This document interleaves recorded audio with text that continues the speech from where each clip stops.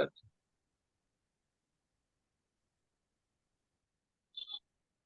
Sir कल की अगर रिकॉर्डिंग हो तो आप डाल देंगे ग्रुप में? हैं।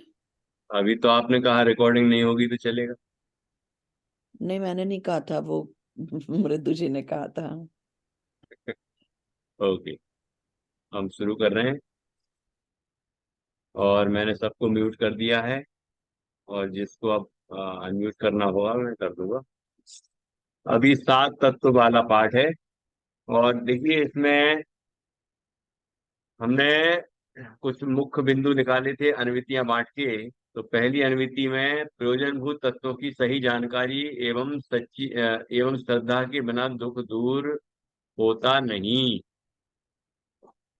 जब तक प्रयोजनभूत तत्वों की सही जानकारी नहीं होती और उनकी सच्ची श्रद्धा नहीं होती, तब तक हमारा दुख दूर नहीं होता। अब इसमें जो शब्द आया है वो प्रयोजनभूत तत्व। तो इस पर ही यहाँ विवेचन नीचे किया है कि प्रयोजन क्या है। प्रयोजन तो लिखा है प्रवचनकार के में संवाद में, दुख दूर करना और सुखी होना ही सच्चा प्रयोजन है। तो प्रयोजन भूत तत्व है ना। तो पहले प्रयोजन बताया कि दुख दूर करना और सुखी होना। कोई भी जीव हो, चाहे आप हो या हम हो या कोई भी दुनिया का संसार का जीव हो, सब अपने दुख दूर करना चाहते हैं, दुखों से बचना चाहते हैं और सुखी होना चाहते हैं। एक चींटी है, वो भी आप उस आ रही हो यहाँ पर और आप थोड़ा सा उसको बीच में उंगली रख दो, तो आपकी जगह से वो दूर हटते हुए निकलेगी। और आपने यदि पानी डाल दिया तो वो इधर उधर भागेगी, जिससे वो अपनी जान बचा सके, अपने दुख दूर कर सके और ऐसी जगह में पहुंचेगी जहां उसको सुख लगेगा। ठीक है। तो ये तो सब जीव हैं, कोई भी संसारी जीव हो, वो अपने दुख दूर करना चाहते हैं और सुखी होना चाहते हैं। और दुख दूर करना और सुखी होना ही सच्चा प्रयोजन है। ये प्रयोजन सिद्ध भगवान के, अरहंत भगवान के पूर्णतया सिद्ध हो गया है। ठीक है। और हम भी यदि प्रयोजनभूत तत्वों को जान लें, उनकी श्रद्धा करें, तो हमारे भी दुख दूर हो जाएंगे और हम भी भगवान के समान सुखी हो जाएंगे। तो ये तो हुई बात प्रयोजनभूत की, प्रयोजन की, कि दुख दुख दूर करना और सुखी होना ही प्रयोजन है। अब वहां बात आई कि प्रयोजन भूत तत्व कौन से हैं। ठीक है, तो तत्व किसे कहते हैं ये भी समझना होगा। प्रयोजन भूत तत्व अर्थात जिनसे हमारे प्रयोजन की सिद्धि हो, ऐसे तत्व वो कहलाते हैं प्रयोजन भूत तत्व। जिनकी जिनकी सम्यक श्रद्धा और सम्यक ज्ञान से हमारे दुख दूर होते हैं और हम सुखी हो सकते हैं, उनको कहते हैं प्रयोजन भूत तत्व। ठीक है। तो अब यहाँ पर आया है आगे, प्रयोजन भूत तत्व की परिभाषा भी दी है। तो प्रयोजन की परिभाषा हो गई, प्रयोजन भूत की परिभाषा हो गई, प्रयोजन भूत तत्व की परिभाषा हो गई। ठीक है। और तत्व की परिभाषा अलग से है। तो 3 परिभाषाएं दी हैं इस अनुमिति में। ऐसे तत्व जिनकी सम्यक श्रद्धा और ज्ञान बिना हमारा दुख दूर ना हो सके और हम सुखी ना हो सके, उन्हें ही प्रयोजन भूत तत्व कहते हैं। प्रयोजन भूत तत्व किन्हें कहते हैं राजश्री जी? कि जिनसे हमारे दुख दूर हो जाए और हम सुखी हो जाएं, वो प्रयोजन भूत तत्व कौन से हैं? कि जिनकी ऐसे तत्व, अभी बताया नहीं वो कौन से तत्व हैं, तत्व ही नहीं बताया, लेकिन ये बताया कि ऐसे तत्व जिनकी सम्यक श्रद्धा से और जिनके सम्यक ज्ञान से हमारे दुख दूर हो सकते हैं, हो जाते हैं और हम सुखी हो जाते हैं, उन तत्वों का नाम है प्रयोजन भूत तत्व। जिन प्रयोजन भूत तत्व, जिन तत्वों के सम्यक श्रद्धान और सम्यक ज्ञान से हमारे दुख दूर होंगे और हम सुखी होंगे, हमारा प्रयोजन सिद्ध होगा, वे ही तत्व तो प्रयोजन भूत तत्व कहलाएंगे। जिनसे हमारा दुख दूर नहीं हो सकता और हम सुखी नहीं हो सकते, उन तत्वों को जान लेने से और उनकी श्रद्धान करने से क्या होगा? है ना। उससे तो मिथ्यात्व ही होगा, दुख ही बढ़ेंगे हमारे, क्योंकि तत्व नाम से दुनिया में बहुत सारे चलते हैं। लेकिन ये जिनवाणी में जो बताए हैं 7 तत्व, उनकी सम्यक श्रद्धा और सम्यक ज्ञान से ही हमारे दुख दूर होते हैं और हम सुखी होते हैं, इसलिए वे सात तत्व ही प्रयोजन भूत तत्व हैं। अब तीसरा पॉइंट आया कि तत्व क्या है। प्रयोजन किसे कहते हैं बता दिया, प्रयोजन भूत तत्व किसे कहते हैं बता दिया, अब तत्व किसे कहते हैं ये बता रहे हैं। तत्व माने वस्तु का सच्चा स्वरूप। जो वस्तु जैसी है उसका जो भाव है वही तत्व है। जैसे आग कैसी है, आग गर्म है, उष्णता उसका लक्षण है, स्वभाव है। तो जो वस्तु जैसी है उसका जो भाव है वही तत्व है। तो आग का तत्व क्या है कि उसका जो स्वभाव, उष्णता, गर्माहट, उससे ही उसकी पहचान होती है, वही उसका स्वरूप है। तो तत्व माने वस्तु का सच्चा स्वरूप। ऐसे पानी का स्वभाव शीतलता, मिश्री का स्वभाव मिठास, ठीक है। और ऐसे ही आत्मा का स्वभाव क्या है, ठीक है, ज्ञान। और अजीब का स्वभाव क्या है, जीव का स्वभाव अजीब। अभी सात तत्वों के नाम आएंगे। तो सबका जो स्वरूप है, जो स्वभाव है, वही तत्व है। तो जीव का स्वभाव क्या, अजीब का स्वभाव क्या, अजीब के पांच भेद हैं तो उनका स्वभाव क्या, उनका क्या स्वरूप है, आश्रव बंध संवर निर्जरा मोक्ष का क्या स्वरूप है ना। ये ये द्रव्य रूप और भाव रूप होते हैं तो ये किस तरह होते हैं, ये सारी बात, इन सारी बातों को समझना वही ये प्रयोजन भूत तत्व की सही जानकारी है। तो तत्व का मतलब क्या, कि तत्व का अर्थ है वस्तु का सच्चा स्वरूप। तो वस्तु का जो सच्चा स्वरूप है वही उसका तत्व है। ठीक है, जो वस्तु जैसी है उसका जो भाव है वही तत्व है। तो जीव ज्ञान स्वरूप है, अजीव अचेतन है, जड़ है। अजीव के अंदर जितने पांच भेद हैं वे भी सब जड़ हैं। उनके अलग अलग लक्षण हैं, लेकिन एक लक्षण समान है कि अचेतन है वो, है ना। आकाश का लक्षण क्या है, नहीं आकाश नहीं, आश्रव फिर बंध संवर निद्रा मोक्ष का लक्षण क्या है ये अभी आगे बताएंगे। तो वही तत्व है। ध्यान में आ रहा है, जो वस्तु जैसी है उसका जो भाव है वही तत्व है। तो ऐसे तत्व सात होते हैं। तत्वार्थ सूत्र में आचार्य गिद्ध पिक्ष उमा स्वामी ने सात तत्व गिनाए हैं। सूत्र का उच्चारण करेंगे। जीवाजी वास्त्रवा, जीवाजी वास्त्रव, संबंध, बंध, संवर, निर्जरा, मोक्षा तत्वम। जीवाजी वास्त्रव, बंध, संवर, निर्जरा, मोक्षा तत्वम। तो देखिए, जीव अजीव, तो जीव अजीव, आश्रव, आपकी मात्रा लगी है, आश्रव, बंध, संवर, निद्रा, मोक्ष, ये क्या है, ये तत्व हैं। तत्व हैं। ये वस्तु के भाव हैं, वस्तु के स्वरूप हैं। हम्म। तो ये जो वस्तु जैसी है उसका जो भाव है वही तत्व है। तो ये सात तत्व हैं। जीव अजीव आश्रव बंध संबंध निद्रा और मोक्ष, ये सात तत्व हैं। अब इनको हम आगे समझेंगे कि ये सात तत्व कैसे हैं, इनका क्या स्वरूप है, इनमें से मुख्य तत्व कितने हैं। ये सारी बातें हमें अच्छी तरह से यहाँ स्पष्ट होंगी। ठीक है,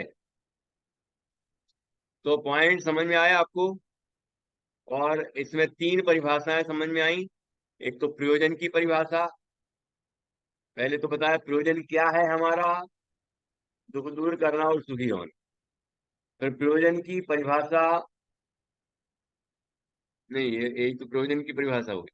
ऊपर क्या था, प्रयोजन भूत तत्वों की सही जानकारी एवं श्रद्धा के बिना दुख दूर नहीं होता, ये बताया।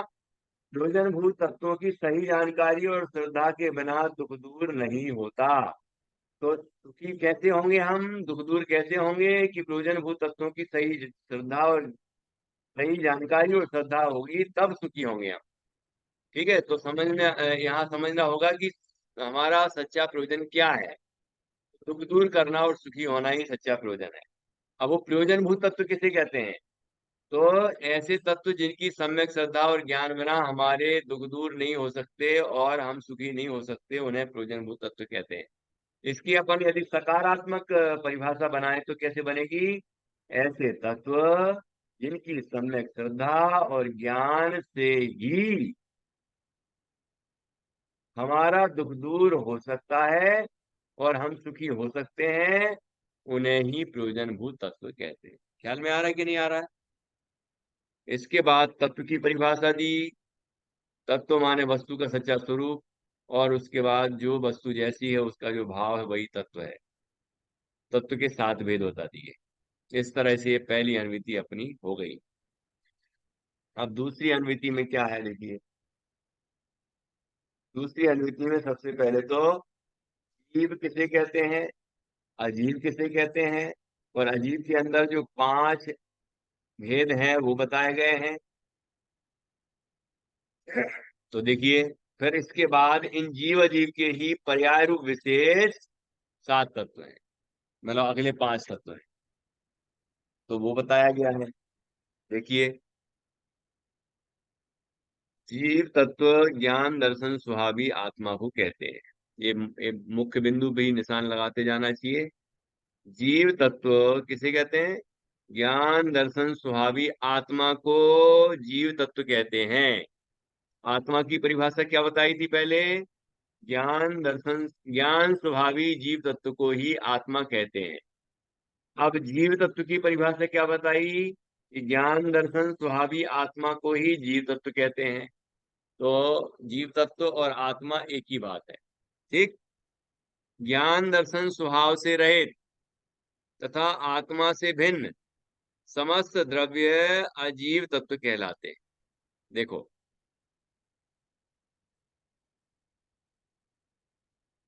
जैसे पानी है, तो पानी का स्वभाव है शीतल, ठंडापन। आग के संयोग से यदि वो गर्म हो जाए तो क्या गर्म हो गया पानी? पानी का स्वभाव बदल गया क्या? उसको गर्म कहेंगे क्या हम? कि पानी गर्म होता है कि नहीं? वो गर्माहट तो अग्नि का ही स्वभाव है। तो गर्म पानी में जो गर्माहट है वो अग्नि की है कि पानी की है? वो गर्माहट अग्नि की है, पानी की नहीं है। ठीक है। तो पानी का स्वभाव शीतल है। उससे हमने समझा कि शीतलता जिसमें है वह पानी, और जिसमें गर्माहट है वह अग्नि। मिठास, जैसे पानी में हमने मिश्री मिला दी, अब वो पानी मीठा हो गया, तो मिठास जो है वह पानी का स्वभाव है कि मिश्री का स्वभाव है? जिस समय मिले हुए दिख रहे हैं उस समय भी पानी का स्वभाव मिठास नहीं है। ठीक है। ऐसे हम लक्षणों से समझेंगे कि किसका क्या स्वरूप है, कौन सा तत्व है यहाँ। ऐसे यहाँ पर बताया कि जैसे ज्ञान दर्शन स्वभाव जिसका है वह जीव तत्व, वह आत्मा ही जीव तत्व है। और ज्ञान दर्शन स्वभाव से जो रहित है वे सारे क्या हैं? अजीव तत्व हैं। तो ज्ञान दर्शन स्वभाव से रहित तथा आत्मा से भिन्न, मतलब स्वयं से भिन्न समस्त द्रव्य अजीव तत्व कहलाते हैं। ठीक है ना? अब देखिए कि आत्मा से भिन्न शरीर भी है, आत्मा से भिन्न कर्म भी है, आत्मा से भिन्न ये वस्त्रादिक भी है, आत्मा से भिन्न ये धन संपदा वैभव आदि जितने भी पदार्थ बाहर दिख रहे हैं वो सारे आत्मा से भिन्न है। और ज्ञान दर्शन स्वभाव से रहित, तो ज्ञान दर्शन स्वभाव से रहित है वो 5 द्रव्य हो गए। लेकिन अन्य जो जीव हैं वो कि ज्ञान दर्शन स्वभाव से तो रहित नहीं है, अन्य जीव अपने को छोड़कर दूसरे जीव, परिवार कुटुंब के जीव। लेकिन दूसरी बात उनमें है कि आत्मा से भिन्न है वो, है ना, अपने आत्मा से भिन्न है, इसलिए वो भी पर हैं। तो ऐसे समस्त द्रव्य क्या है? ज्ञान दर्शन स्वभाव से रहित तथा आत्मा से भिन्न समस्त द्रव्य अजीव तत्व कहलाते हैं। तो यहाँ ये बताना मुख्य है, यद्यपि आत्मा से भिन्न अन्य आत्माएं भी हो गए, लेकिन यहाँ पर वो परिभाषा बताना इष्ट नहीं है। वो अध्यात्म की विशिष्ट परिभाषा होती है, जहाँ ये कह देते हैं अपने आत्मा को छोड़कर बाकी सब आत्मा नहीं है। मतलब मैं आत्मा, मतलब मैं नहीं हूँ, बस इतनी बात है। यहाँ वो बात नहीं बताई है। यहाँ तो ये बताया है कि आत्मा से भिन्न समस्त द्रव्य। तो समस्त द्रव्य कौन से हैं आत्मा से भिन्न? ये पुद्गल, धर्म, अधर्म, आकाश, काल, इतना ही लेना, अन्य जीवों को नहीं लेना यहाँ पर। ठीक है। तो ज्ञान दर्शन स्वभाव से रहे तथा आत्मा से भिन्न समस्त द्रव्य अजीब तत्व कहलाते हैं। पुद्गल आदि समस्त पदार्थ अजीब हैं। इन शरीरादिक सभी अजीब पदार्थों से भिन्न चेतन तत्व ही आत्मा है। देखो एक नया शब्द आ गया, चेतन तत्व। चेतन तत्व कहा, पहले जीव तत्व कहा था, उसको आत्मा कहा है। तो जीव तत्व कहो, चेतन तत्व कहो, एक ही बात है। जिसमें चेतना पाई जाए वो चेतन, जो जीता है वो जीव, है ना। अपने ज्ञान दर्शन स्वभाव से जो जीता है वो जीव। तो जीव कहते हैं, आ, आत्मा कहते हैं, है ना। आत्मा में स्वयं, और यहाँ चेतन तत्व कहा है, ये सब एक ही बात है। वह आत्मा ही मैं हूँ। कौन है वो आत्मा? प्रभा जी। मैं प्रभा जी नहीं हूँ। ठीक है ना। मैं कौन हूँ? कि मैं आत्मा हूँ। तो ऐसे सभी अपने को आत्मा देखें। ठीक। तो वह आत्मा ही मैं हूँ।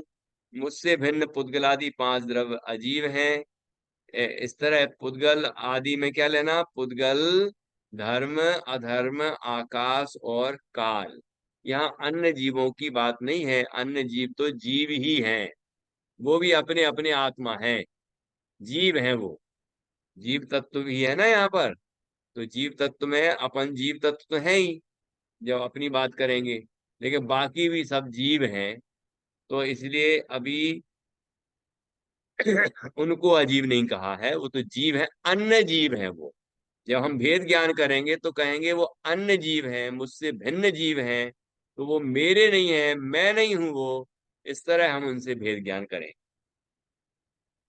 अब यहाँ आगे देखिए क्या लिखा है। यहाँ तो जीव और अजीब की चर्चा हो गई, जीव अजीब की भिन्नता बता दी। अब आगे देखिए, अब अन्य पांच तत्वों की चर्चा पर आगे बढ़ रहे हैं कि सामान्य रूप से तो जीव अजीब ही दो ही तत्व हैं। कितने तत्व हैं? दो ही तत्व हैं। आश्रवादिक तो जीव अजीब के ही विशेष हैं। ठीक है। मतलब दो तत्व हैं बस मुख्य रूप से। जैसे कभी कभी दो रंग होते हैं, और दो रंग मूल हैं, और उनको आपस में मिलाया, थोड़ी अलग अलग मात्रा में मिलाया तो कुछ और रंग बन जाते हैं। ठीक है ना। ऐसे ये जीव और अजीव, ये दो तत्व ही मूल हैं, मुख्य हैं। इनके पर्याय रूप विशेष, इनके पर्याय रूप विशेष वो आश्रवादिक है। ठीक है। आश्रव, बंध, संबंध, निर्जरा और मोक्ष, ये जीव और अजीव के ही विशेष हैं। ठीक है। तो यहाँ पर बताया जीव अजीव के ही विशेष हैं। अब ये कैसे विशेष हैं और विशेष क्यों किए गए हैं, ये अगले पैराग्राफ में बताया। देखो प्रभा जी, यहाँ पूछा है कि यदि आश्रवादिक जीव अजीव के ही विशेष हैं तो इनको पृथक क्यों कहा है। यहाँ तो मोक्ष का प्रयोजन है। देखो उसी का जवाब दे रहे हैं। पृथक क्यों कहा? जब आश्रवादिक जीव अजीव में ही शामिल हो जाते हैं, अभी कैसे शामिल हो जाते हैं वो भी बताऊंगा। जीव और अजीव दो तत्वों में ही आश्रवादिक कैसे समाहित हो जाते हैं ये अभी बताऊंगा। पहले ये यहाँ बता रहे हैं कि ये भेद किया क्यों। क्यों पर्याय रूप विशेष अन्य पांच तत्व बताए, इससे वो सात तत्व हो गए। ये तो दो ही थे, जीव और अजीब, मूल में दो ही हैं। यहाँ तो मोक्ष का प्रयोजन है। क्या प्राप्त करना है हमें? मोक्ष। मोक्ष प्राप्त करना है, अर्थात क्या, ऊपर जो बात कही थी कि वहां तो कहा था कि सुख प्राप्त करना है, और यहाँ कह रहा है मोक्ष प्राप्त करना है। वहां कहा था दुख दूर करना और सुखी होना प्रयोजन है। यहाँ कह रहे हैं कि मोक्ष प्राप्त करना प्रयोजन है। तो दोनों में क्या अंतर है प्रभा जी?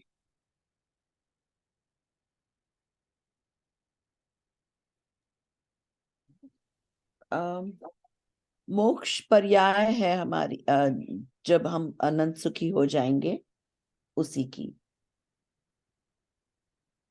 प्रश्न ध्यान से सुना है आपने? हाँ, कि आपने पूछा कि आ, मोक्ष और सुखी होने में क्या अंतर है, ये पूछा था क्या? ऊपर आया था कि सुखी होना प्रयोजन है, यहाँ आया मोक्ष प्राप्त करना प्रयोजन है। तो दोनों में क्या हाँ। अंतर है या क्या समान, क्यों दो बार अलग अलग लिखा है? कुछ अंतर है क्या दोनों में? वैसे तो दोनों में सिमिलैरिटीज तो है ही, अनंत सुखी होना कैसे? ही मोक्ष है। वैसे तो है ही, फिर ऐसे? हम्म। ऐसे कुछ डिफरेंस भी है क्या? पता न, आपने ऐसे पूछा, डिफरेंस है इसलिए मैं तो सोच ध्यान रहा रखना पड़ेगा आपको कि मैं क्या समझा रहा हूँ और क्या पूछ सकता हूँ। हाँ खुशी जी, आप बताइए, आपको क्या ख्याल में आया? सर, आत्मा जीव तत्व की अपेक्षा हमारा प्रयोजन सुखी होना है। और जो मोक्ष का प्रयोजन है वो सात तत्वों की अपेक्षा से बताया गया है। तो दोनों में क्या अंतर है? अंतर तो मोक्ष एक पर्याय है, मतलब निराकुल सुख और की सुखी होना? पूर्ण निराकुल सुख की पर्याय को मोक्ष कहते हैं। और सुखी होने को? सुखी होने को मोक्ष कहा नहीं जा सकता, क्योंकि अरहंत भगवान भी पूर्ण सुखी है, लेकिन तो मोक्ष तो उनको भी तो निर्वाण के मोक्ष बाद है, मिलता उनको है। उनको भी तो मोक्ष है। हाँ, तो मोक्ष है, था। लेकिन मोक्ष की तो वो कर्म बंधन की अवस्था पूरी छूटने पर मोक्ष होता है, जबकि सुखी होना हमारे घातिया कर्म के क्षय पर हो जाता है। नहीं, आप लोग मेरे प्रश्न को और थोड़ा इधर उधर ले जा रहे हैं। साधारण सा प्रश्न था कि ऊपर आया था कि सुखी होना ही प्रयोजन है, और यहाँ लिखा है कि मोक्ष का प्रयोजन है। तो मोक्ष होगा तभी तो सुखी होंगे। तो दोनों सेम ही तो है, हाँ। मोक्ष होगा हाँ, तभी सुखी होंगे।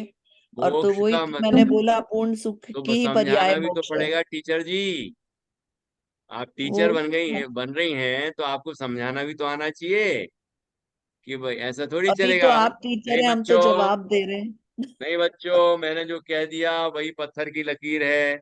मैंने ऊपर बोला था कि सुखी होना प्रयोजन है, यहाँ बोला मोक्ष का प्रयोजन है, दोनों एक ही बात है। दीदी आप ये बताइए तो कि ये दोनों शब्द अलग अलग हैं लेकिन मुझे समझ में नहीं आ रहे हैं।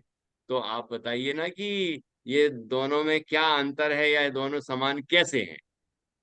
तो देखो, सुखी होना अस्थि से कहा गया है, अस्थि मतलब पॉजिटिव। और मोक्ष वो नेगेटिव शब्द है, नकारात्मक है। मोक्ष में हम किसी से मुक्त होते हैं।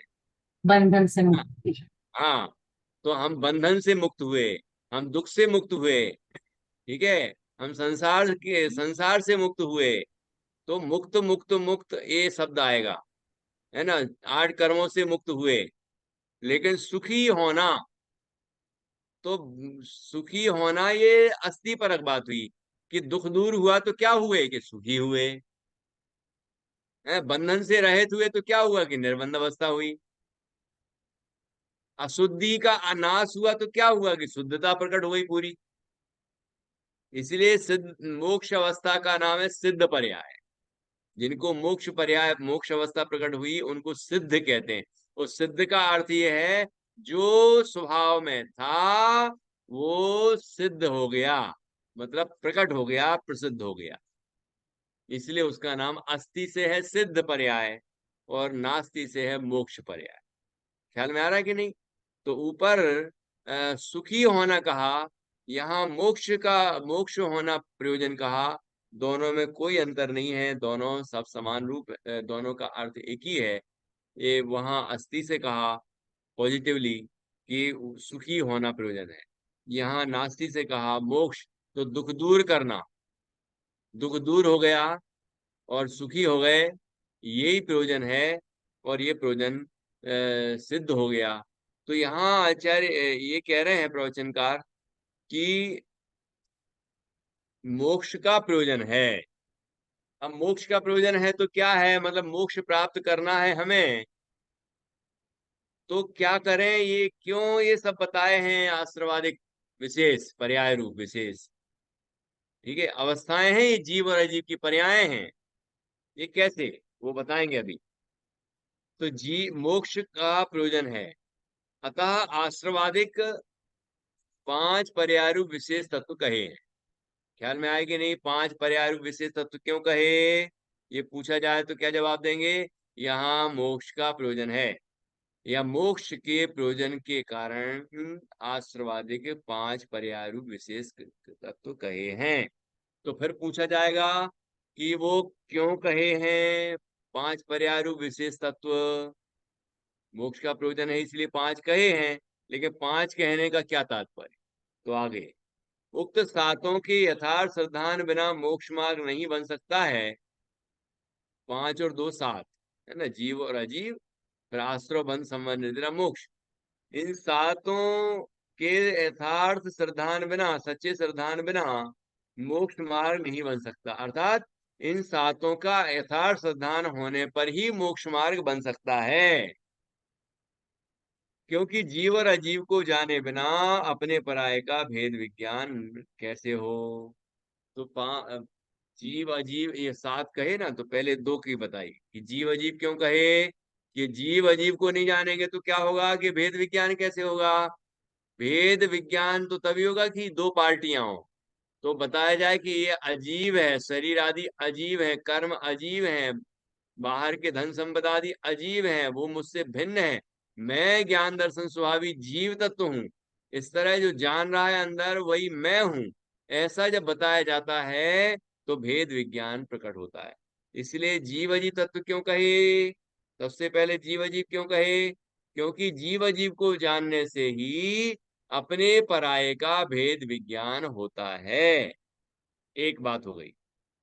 तो आश्रव बंध क्यों कहे, तो आगे देखिए, मोक्ष को पहचाने बिना और हितरूप माने बिना उसका उपाय कैसे करें। यदि हम मोक्ष को नहीं पहचानेंगे, ठीक है, और उसे हितरूप नहीं मानेंगे, मोक्ष को जो प्रयोजन है शुरू में बता दिया, तो फिर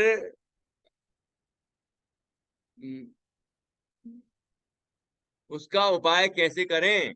तो उसका उपाय हम क्यों करेंगे, जीव और अजीव को जाने बिना अपने पराये का भेद ज्ञान कैसे हो। मोक्ष को पहचाने बिना और हितरूप माने बिना उसका उपाय कैसे करे। मोक्ष का उपाय तो तब करेगा ना जब मोक्ष को पहचानेगा और हितरूप मानेगा, तो तभी उसका उपाय करेगा। ठीक है, और मोक्ष का उपाय क्या है, मोक्ष का उपाय संवर निद्रा है, अतः उनका जानना भी आवश्यक है। मोक्ष का प्रयोजन है इसलिए मोक्ष तत्व कहा। जीव अजीव का भेद विज्ञान होने पर ही मोक्ष मार्ग बनता है, इसलिए जीव अजीव कहे। आश्रव का आश्रव का अभाव होने पर ही संवर निद्रा होता है, संवर होता है, और बंध का एक देश अभाव होने पर निद्रा होती है। तो यदि संवर निद्रा को नहीं जानेंगे तो मोक्ष मार्ग नहीं पता चलेगा, तो मोक्ष कैसे होगा। और आश्रव बंध नहीं जानेंगे तो फिर तो भी संवर निद्रा प्रकट नहीं होंगे, क्योंकि आश्रव का अभाव होगा तब संवर होगा, बंध का अभाव होगा, एक देश अभाव होगा तो निर्जरा होगी। तो यदि आश्रव बंध को नहीं जानेंगे तो फिर संवर निर्जरा नहीं होगी, उसमें प्रवर्तन नहीं करेगा जीव। मोक्ष का उपाय संवर निद्रा है, अतः उनका जानना भी आवश्यक है। तथा आश्रव का अभाव सु संवर है और बंध का एक देश अभाव सु निर्जरा है, अतः इनको जाने बिना इनको हे छोड़ संवर निर्जरा रूप कैसे प्रवर्ते। अतः संवर निर्जरा रूप कैसे प्रवर्ते मतलब तभी प्रवर्तन कर सकता है जब इनको जाने। ठीक है, जब जानेगा तो संवर निर्जरा रूप प्रवर्तन करेगा। ये आश्रव का अभाव सु संवर है, बंध का एक देश अभाव सु निर्जरा है, ये जानेगा तो फिर वो आश्रव का निरोध करेगा तो संवर हो जाएगा। बंध का एक देश एक देश एक देश अभाव करेगा तो निर्जरा होगी, और संवर पूर्वक निर्जरा होगी तो क्या होगा मृदु जी? मोक्ष। मोक्ष होगा ना? ठीक है। इनको हम तो यहाँ पर ख्याल में आया कि नहीं आया? यहाँ पर ये प्रश्न किया गया है कि आखिर जीव अजीव के पर्यारूप आश्रवादी के विशेष क्यों कहे गए हैं, तो उसका जवाब ये सारा दिया गया है यहाँ।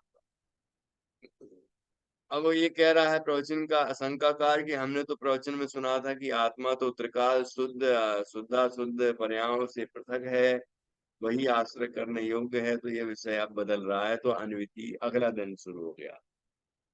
अगला दिन है ना, यहाँ तक हमारी 2 अनवितियां हो गई। तो प्रश्न कितने बनेंगे? एक तो जीव अजीब वाला प्रश्न बन गया, फिर इसके बाद जीव और अजीब तत्व के प्रश्न के बाद ये भी प्रश्न बना दो कि जी अजीब के कितने भेद हैं, तो पुद्गल धर्म धर्म आकाश काल ये 5 भेद हैं। और आगे ये इन शरीर आदि सभी अजीब पदार्थों से भिन्न चेतन तत्व ही आत्मा है, वह आत्मा ही मैं हूँ, मुझसे भिन्न पुद्गलादि 5 द्रव्य अजीब हैं। तो जीव अजीब को जानने का प्रयोजन बताया है। जीव अजीब को जानने से क्या प्रयोजन? वो सामान्य रूप से 2 ही तत्व हैं, तो आश्रवादिक तो अजीब के ही विशेष है। तो अजीब के विशेष क्यों कहे? विशेष मतलब पर्याय, विशेष का अर्थ है अवस्था, है ना, दशा, हालत। तो ये सब जीव और अजीव दोनों की पर्याय हैं। मृदु जी का सवाल है कुछ, फिर मैं बताता हूँ कैसे है।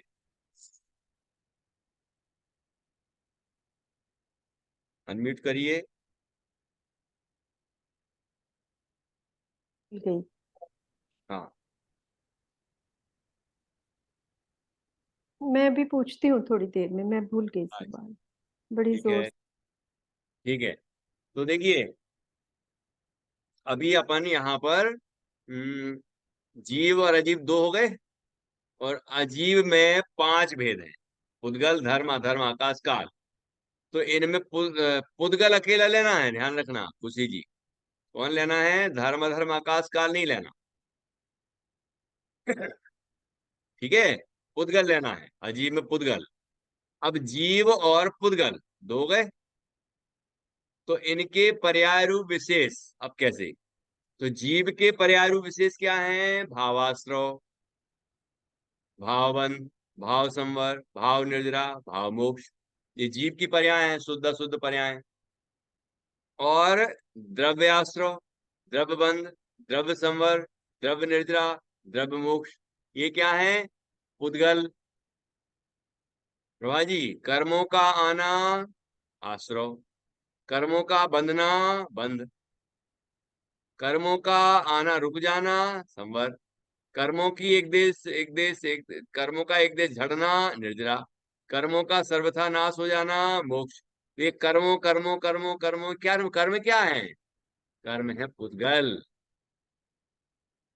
ठीक है, तो अजीब के विशेष हुए। अब विशेष का मतलब पर्याय, तो अजीब की पर्याय अजीब में लेना पुद्गल, पुद्गल की पर्याय यहाँ कर्म रूप है। कर्म आगमन रूप है, बंधन रूप है, फिर रुकने रूप है, फिर झड़ने रूप है, और पूरी तरह मुक्त होने रूप है। तो इस तरह से यहाँ ये पुद्गल की ही अवस्थाएं यहाँ पर चल रही हैं द्रव्य वाले पोर्शन में। द्रव्य आश्रव, द्रव्य संवाद, द्रव्य निर्जरा, द्रव्य मोक्ष, इसमें पुद्गल पुद्गल पुद्गल की ही बात की है।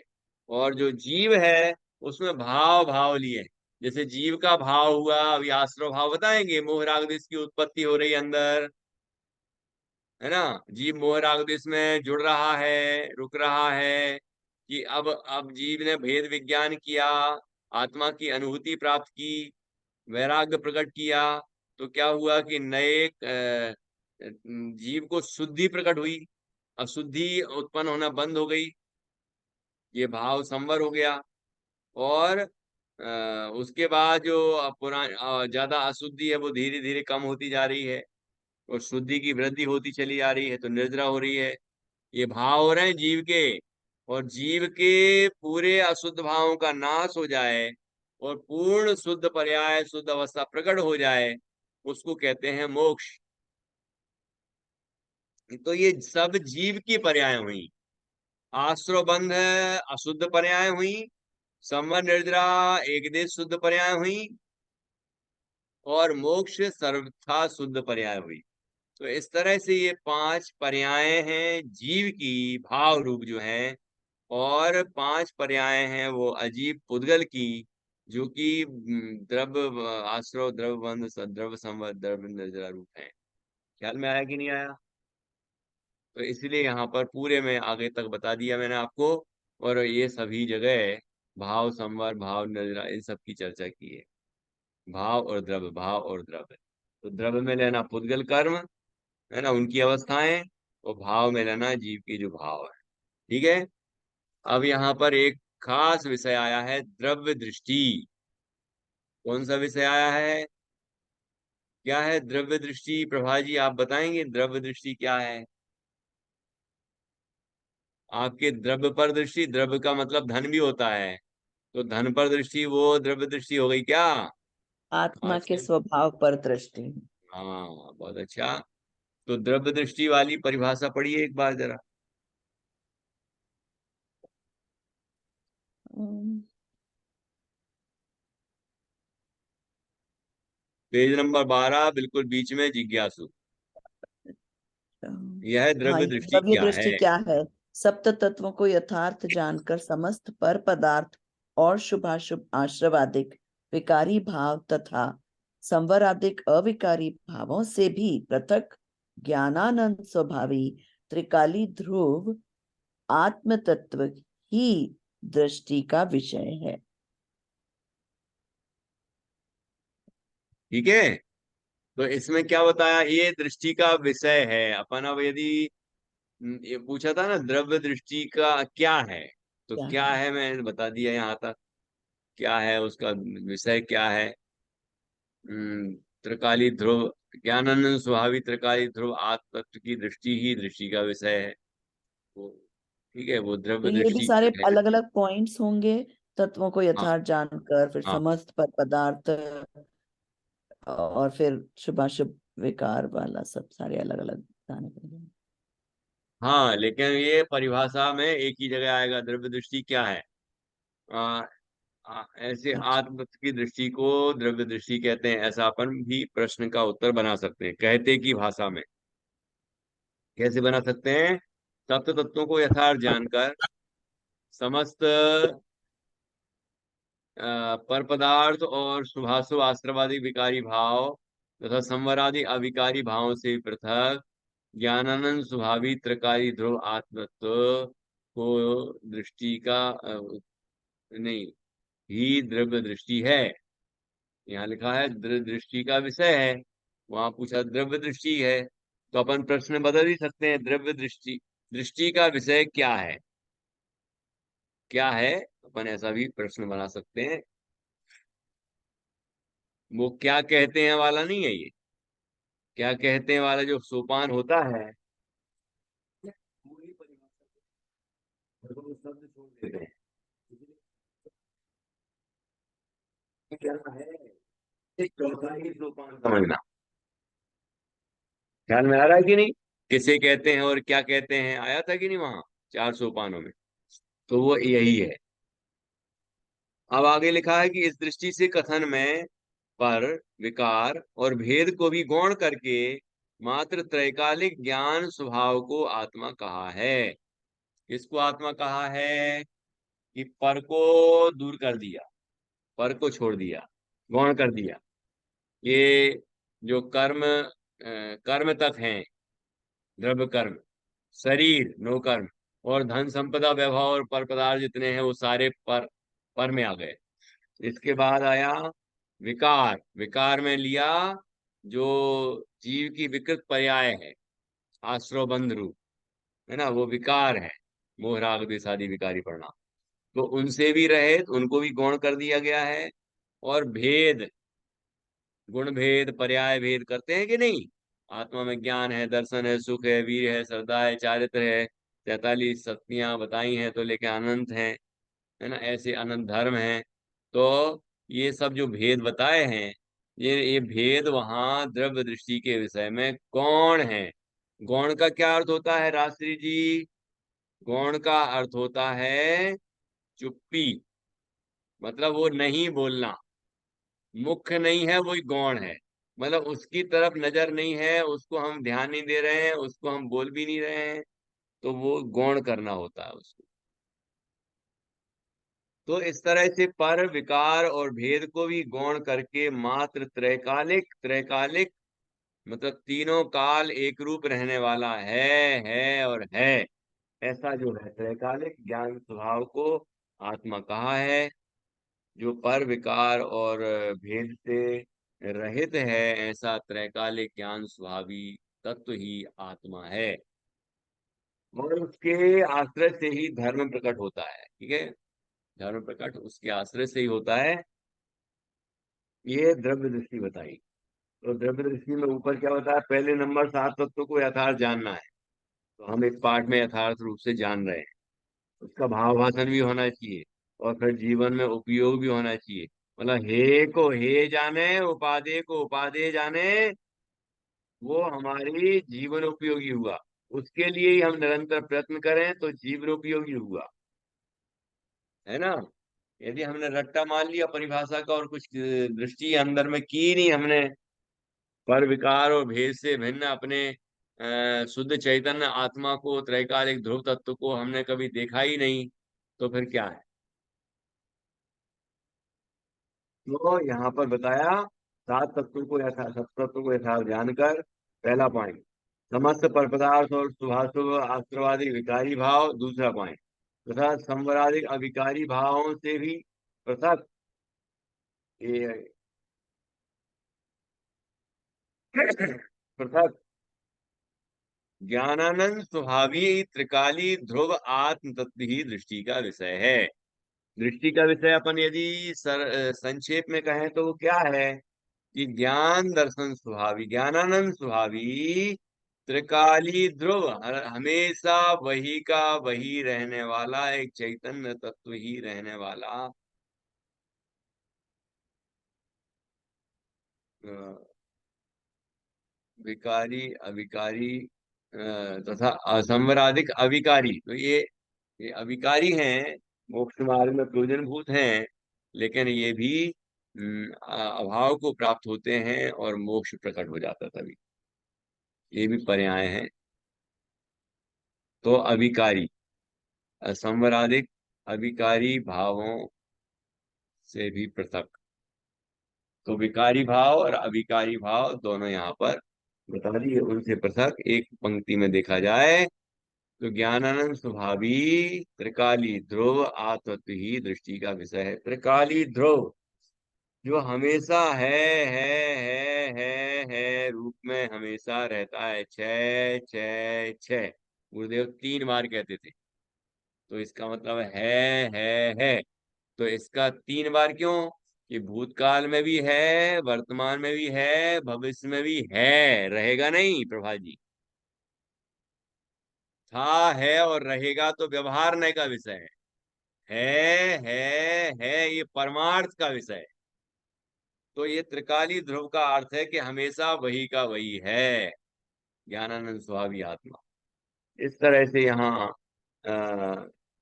ज्ञानानंद स्वामी त्रिकाली ध्रुव आत्मत्व ही दृष्टि का विषय है, ये यहाँ पर बताया गया है। ठीक है, फिर बाकी तो आपको बता ही दिया है संक्षेप में। भावाश्रव, द्रव्याश्रव, भावबंध, द्रव्यबंध,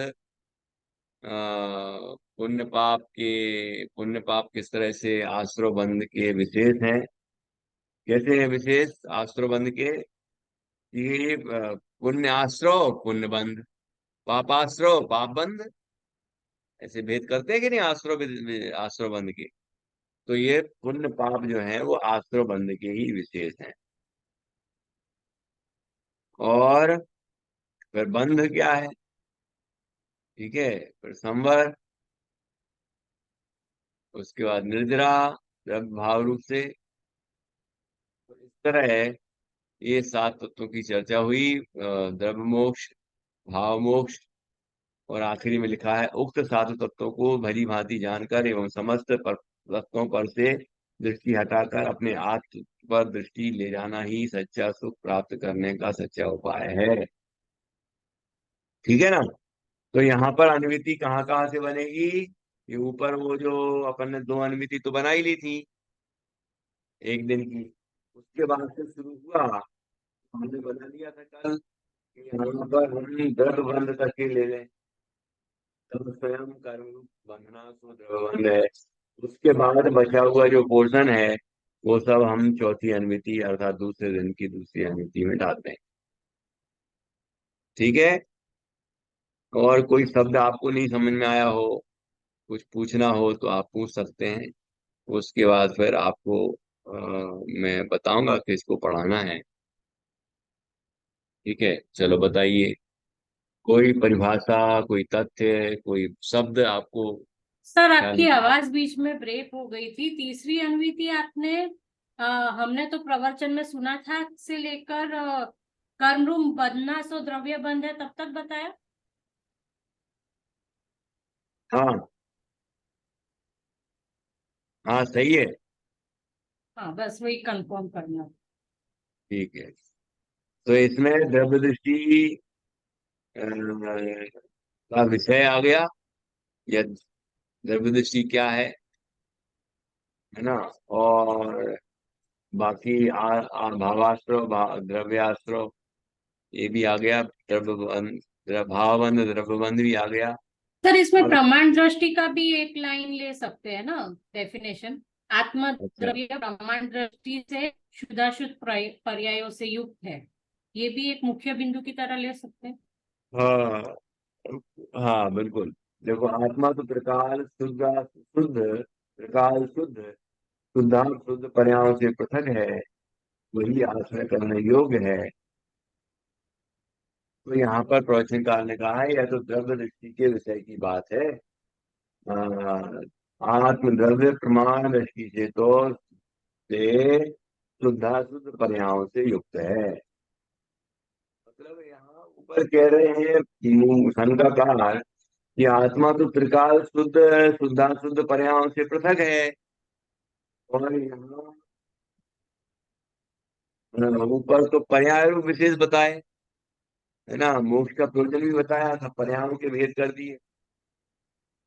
तो बताया यहाँ पर कि भाई द्रव्य दृष्टि के विषय की बात है, आत्मा द्रव्य आत्म द्रव्य प्रमाण दृष्टि से शुद्धाशुद्ध पर्यायों से युक्त है। तो ये प्रमाण दृष्टि क्या है, और द्रव्य दृष्टि कौन से न्याय का विषय है? तो प्रमाण दृष्टि है जिसमें पूरी वस्तु मुख्य रहती है, कोई गुण नहीं होता।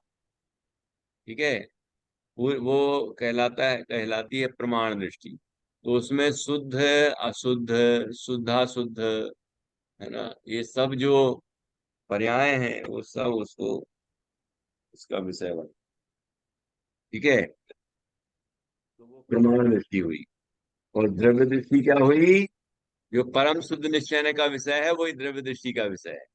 और परम शुद्ध निश्चय का विषय क्या है? ए, ए, क्या नाम है स्वाभाविक काली धूमपान।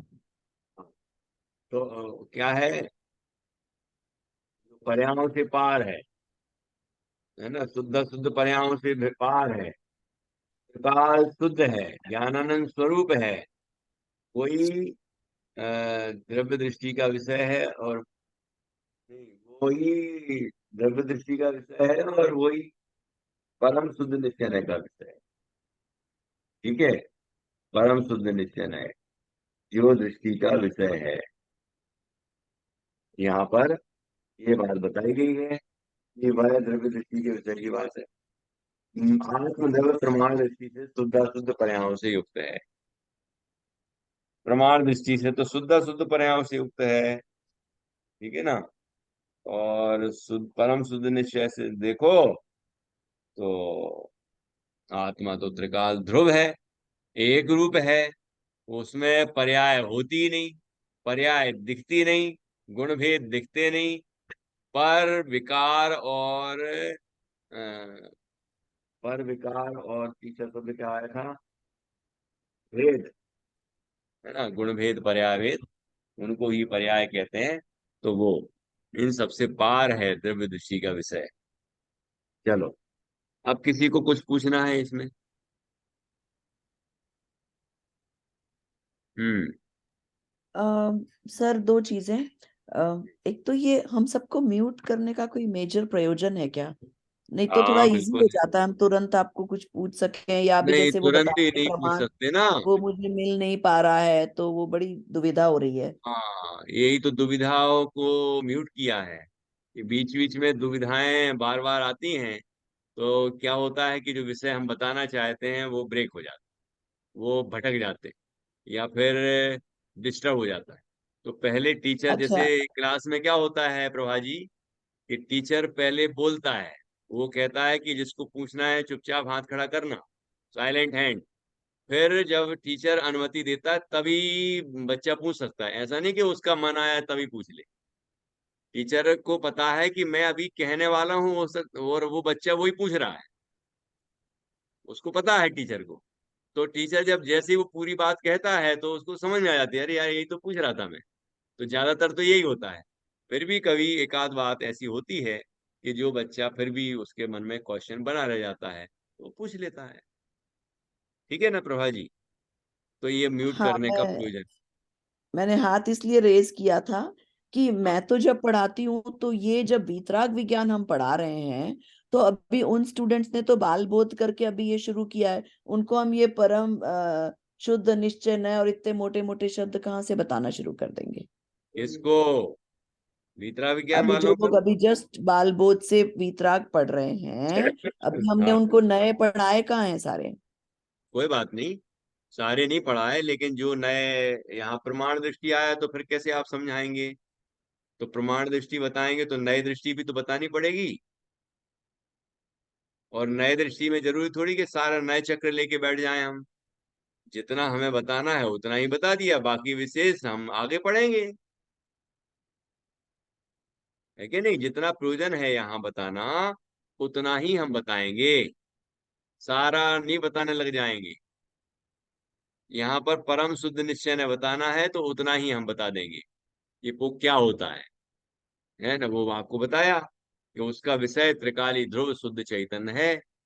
उसका विषय पर्याय नहीं है, विकार नहीं है, परद्रव्य नहीं है। ये नए दृष्टि है। ठीक। और प्रमाण दृष्टि क्या है? अब आप कहें प्रमाण दृष्टि क्या है, तो प्रमाण बताएंगे तो नए भी बता देंगे आपको। अब प्रमाण बताओ कैसे? प्रमाण का अर्थ है श्रुत ज्ञान, सम्यक ज्ञानम प्रमाणम। और अभी हमारा जो ज्ञान है वो क्या है, कौन सा है? मति ज्ञान, श्रुत ज्ञान। तो श्रुत ज्ञान में ही विचार होते हैं, श्रुत विकल्पो नया, श्रुत ज्ञान में ही विचार होते हैं। तो श्रुत ज्ञान को प्रमाण कहते हैं। और श्रुत विकल्पो नया, श्रुत ज्ञान के जो अंश हैं उसको नए कहते हैं। अब यहाँ अपन को इतनी डिटेल में नहीं जाना, लेकिन इतना बताना है कि हमारे ज्ञान में जब पूरा द्रव्य हमारा विषय बनता है, अर्थात शुद्धता, अशुद्धता, जो भी कुछ वस्तु में हो रही है, पर्यायों में हो रही है ना? जो गुण भेद हैं, पर्याय भेद हैं, सब कुछ जिसके विषय बनते हैं उसको कहते हैं प्रमाण दृष्टि। प्रभा जी, ख्याल में आया? लेकिन यदि हम पर को, विकारों को, भेदों को कौन करके एक त्रिकाली ध्रुव ज्ञान और आनंद स्वरूप आत्मा को देखते हैं, तो वो कहलाता है नए प्रमाण, परम शुद्ध निश्चय नय की दृष्टि। वही दृष्टि का विषय है।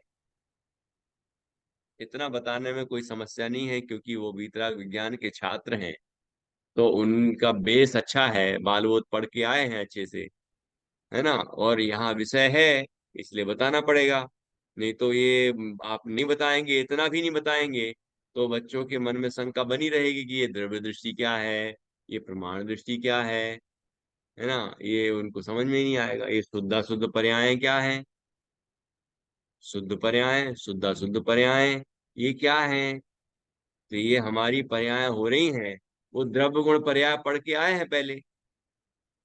मोहरागदेशी पढ़ चुके हैं, रत्नत्रय भी पढ़ चुके हैं, सम्यक दर्शन, सम्यक ज्ञान, सम्यक चारित्र, है ना, अपने शुद्ध भाव भी जान चुके हैं, क्या होते हैं भगवान का स्वरूप क्या है, मुनिराज का स्वरूप क्या है, ये सब भी जान चुके हैं। तो उन्हें मालूम है कि शुद्ध पर्याय क्या है ना।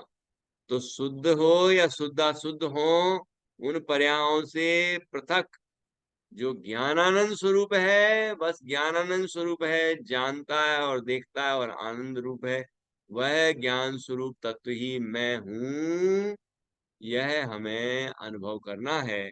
वही हमारे दृष्टि का मतलब देखने का, श्रद्धा करने का, अनुभव करने का विषय है। उसका ही अनुभव करेंगे तो सम्यक दर्शन होगा, सम्यक ज्ञान होगा, सम्यक चारित्र होगा, उसके बिना नहीं होगा। इसलिए इतना बताना जरूरी है। हाँ जी, दो बातें बता दी प्रभा जी। अब और कुछ पूछना है?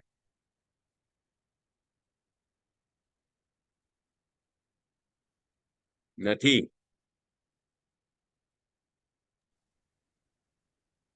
डू यू हैव अनदर ये प्रमाण क्वेश्चन? का किताब में कहाँ आया, शायद मुझे ही नहीं मिल रहा है, पता नहीं। कोई बात नहीं, मैं बताता हूँ। पेज नंबर 12, पहले पैराग्राफ के बाद, जहां से हमने ये अनुवृत्ति शुरू की थी ना, हाँ दूसरा हाँ। दिन, दूसरा दिन शुरू किया था शंकाकार। तो इसमें तो आया है आत्मा तो त्रिकाल शुद्ध, शुद्धाशुद्ध पर्यायों से पृथक है, वही आश्रय करने योग्य है। तो प्रवचनकार ने फिर ठीक कहा है, मिल गया। कि वह द्रव्य दृष्टि के विषय की बात है भाई। ठीक है। आत्म द्रव्य प्रमाण दृष्टि से शुद्धाशुद्ध पर्यायों से युक्त है, इसलिए हमने इन पर्यायों की बात की है।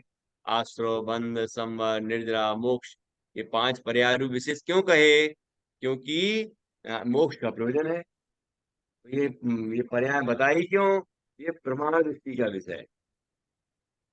तो अभी हम प्रमाण दृष्टि से पहले वस्तु को समझ तो लें, उसके बाद हम द्रव्य दृष्टि लगाएंगे और मतलब परम शुद्ध निश्चय की दृष्टि से देखेंगे। जब देखेंगे उसको तो वो त्रिकाली ध्रुव, त्रिकाली ध्रुव का अर्थ है, बता दिया था अभी, है। ध्रुव मतलब वही का वही, वही का वही, वही का वही, वही एक चैतन्य चैतन्य चैतन्य रूप तत्व, वह वह मैं हूँ, ऐसा ये द्रव्य दृष्टि का विषय है। तो वो द्रव्य दृष्टि का विषय बनेगा तो जीव को ये आश्रवबंध का अभाव होगा, संबंध निर्जरा प्रकट होंगे, और फिर बाद में मोक्ष प्रकट होगा। द्रव्य दृष्टि से ही ये सब संभव है। ठीक है ना। तो पहले अभी मुख किया है सब पर्यायों को समझाने के लिए, फिर उन सबको गौण करेंगे और त्रिकालिक ध्रुव शुद्ध चेतन तत्व को मुक्त करेंगे। ठीक है। नहीं जानेंगे उन पर्यायों को तो भी मोक्ष का प्रयोजन सिद्ध नहीं होगा, और जानने के बाद उनको गौण नहीं करेंगे तो त्रिकाली ध्रुव तत्व भी हमें अनुभव में नहीं आएगा। ये भी ध्यान से समझना चाहिए। आया ख्याल में सभी को? ज्योति जी को कुछ पूछना है क्या? हाँ, जय जिनेन्द्र पंडित जी साहब। हाँ बोलिए। मुझे एक तो जैसे पुण्य और पाप कैसे समझाएंगे बच्चों को, पुण्य और पाप कैसे समझाएंगे? और पुण्य और पाप में फिर ये आश्रव और बंध लगाना। ठीक है। देखो, पुण्य और पाप, पहले तो अपन समझ ले पुण्य और पाप। तो पुण्य भाव कौन से हैं और पाप भाव कौन से हैं? जो हम जैसे गृहस्थ है अवस्था में हम भगवान जिनेंद्र की पूजन करते हैं, भक्ति करते हैं, पंच परमेष्टि की आराधना करते हैं, ये हम स्वाध्याय कर रहे हैं, अभी पढ़ रहे हैं, ये सब क्या तीर्थ वंदन आदि करते हैं, व्रत आदि का पालन करते हैं, ये सब शुभ भाव है। शुभ भाव को पुण्य भाव भी कहते हैं, है ना। इन शुभ भावों से जो कर्म बनता है, देखो शुभ भाव, ये भाव हो गए जीव के, हम्म। ठीक, हाँ, जीव भाव हो के, गया। और उससे जो कर्म बंधा वो पुण्य बंध है। तो वो जी। पुद्गल हो गया, हम्म। पुद्गल की पर्याय हो गई। हम्म। अब जब हमारे अंदर ये इस तरह के शुभ परिणाम तो ना हो, बल्कि कसाय हो, तीव्र कसाय हो, क्रोध, मान, हम्म। माया, लोभ आदि तीव्र कसाय प्रकट हो रही हो, ठीक है ना, हाँ। सब व्यसन के परिणाम हो रहे हो, या और भी अनेक अनेक तरह के शुभ अशुभ अशुभ परिणाम हो रहे हो, तो अशुभ परिणाम से, अशुभ परिणाम क्या है? पाप भाव। ये जीव का विकारी परिणाम।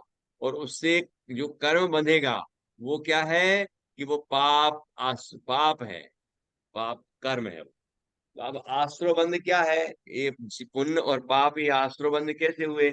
ये ऐसे ही तो हुए। जब जीव को शुभ परिणाम हुआ तो उसको कहते हैं पुण्य भाव।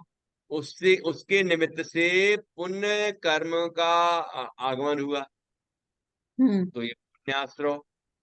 फिर जी। वो पुण्य कर्म बन गया तो पुण्य बंध, हाँ। है ना? ऐसे पाप में लगा लो, पाप जी जी भाव बिल्कुल। उत्पन्न हुए तो पाप भाव पाप हो गया। उससे नए कर्म आए तो ये पुण्य पापाश्रय हो गया, और वो बंध गए तो पाप बंद हो गया। इसलिए ये है तो जीव पुण्य पाप है तो आश्रय बंध के विषय, लेकिन फिर भी उनको पृथक करके समझाया जाता है, जिससे जीव को जी। समझ में आए कि ये पुण्य भाव है। पूजा करना, पाठ करना, व्रत आदि करना, ये सारे पुण्य भाव हैं। नहीं तो जीव उसको ही धर्म समझ के सोचे कि मोक्ष मार्ग हो जाएगा हमारा, वो मोक्ष हो जाएगा एक दिन। इसलिए इनको भेद करना भी जरूरी था। ठीक है, पुण्य पाप का भी भेद करके समझाया। और ध्रुव कैसे समझाएंगे पंडित जी साहब बच्चों को? ध्रुव, ध्रुव हाँ, कैसे कि मतलब समझाएंगे? आत्मा ध्रुव है, त्रिकाली ध्रुव है, ये हाँ, कैसे बताएंगे? बहुत अच्छा। वही का वही, वही का वही, वही का वही, जो वही हाँ का वही रहे वो ध्रुव। अब इसको उदाहरण से हाँ। समझे। अच्छा प्रश्न है। जैसे मान लीजिए जैसे एक बच्चा है, झूले पर झूल रहा है ना? तो अब हम्म वो ऊपर अप्स डाउन, ऊपर जाता है नीचे जाता है, लेकिन तो ऐसे अस्थिरता दिख रही ना। लेकिन वो हम्म। बच्चा तो वही का वही है, इधर जा रहा तो ही वही, उधर जा रहा तो ही वही, है कि नहीं? हाँ। एक उदाहरण हो गया। और उदाहरण देख लेते हैं। जैसे जैसे कोई हमने किसी बच्चे को कभी गोद में खिलाया था, लेकिन 20 साल तक नहीं मिला वो। तो 20 साल तक नहीं मिला, जब 20 साल का होने के बाद मिला तो हम कहते हैं इसको मैंने गोद में खिलाया था। अब इसको कैसे गोद में खिलाया आपने? ये तो 20 साल का हो गया। ये वही कैसे है?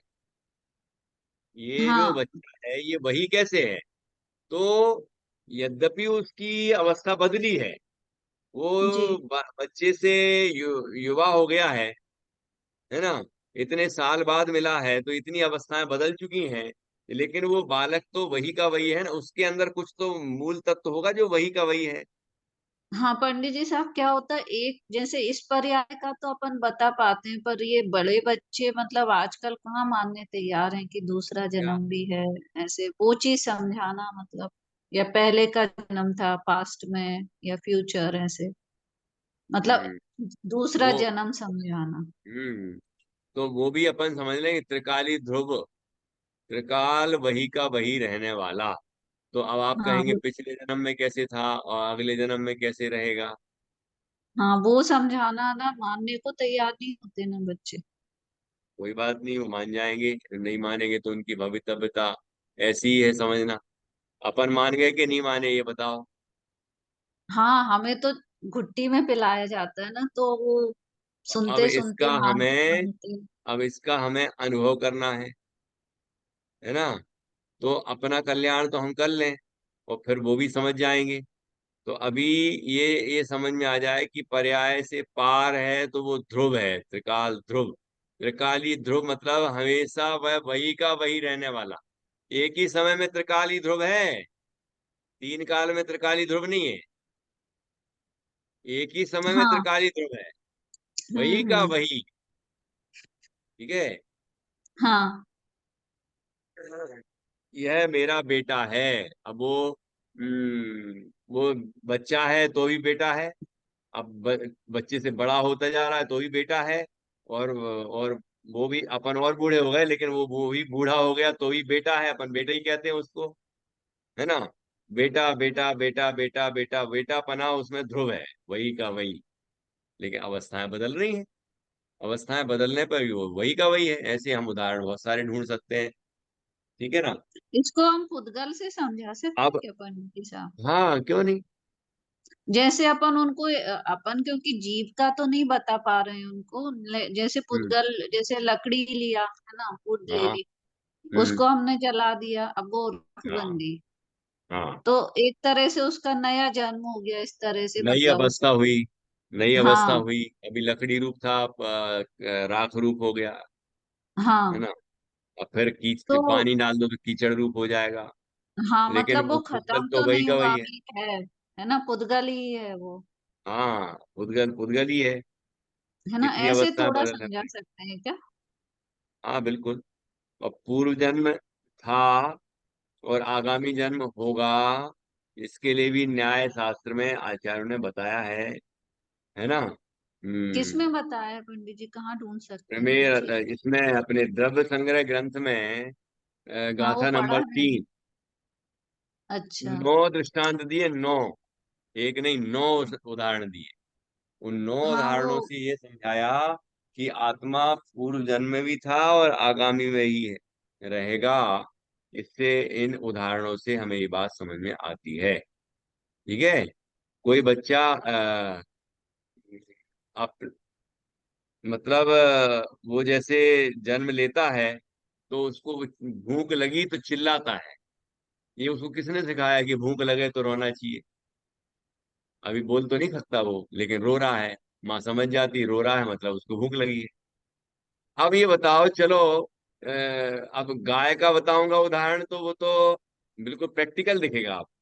यहाँ बच्चे को हम्म तो जैसे माँ दूध पिलाने लग जाती, लेकिन उसे हम्म। दूध को चूसना है और इस तरह पीना है, ये किसने सिखाया? और मैंने तो गाय से बछड़ा जन्म लेते देखा, और थोड़ी देर में वो जल्दी से उछल कूद मचाता हुआ, और भूख लगी तो वहां ढूंढता ढूंढता वहां तक पहुंच गया और वो स्तनपान करने लगा। तो हाँ तो ये उसको किसने सिखाया? ये पूर्व पूर्व संस्कार से आए हैं, है ना। और ऐसे 9 हम्म। उदाहरण दिए। बच्चे वो पहलाएंगे जीवो बच्चे। उपयोग मयो अमुत्ति कत्ता हाँ, सदे परिमाण। उसी उसी गाथा की जो टीका है, हाँ। व्याख्या, उसके अंदर एक हम्म। गाथा दी है ना। वो उस गाथा के अंदर 9 उदाहरण देके समझाया है। ठीक है। चलिए। जी पंडित जी साहब, बहुत बहुत थैंक यू। हाँ, अब आगे बढ़ते हैं।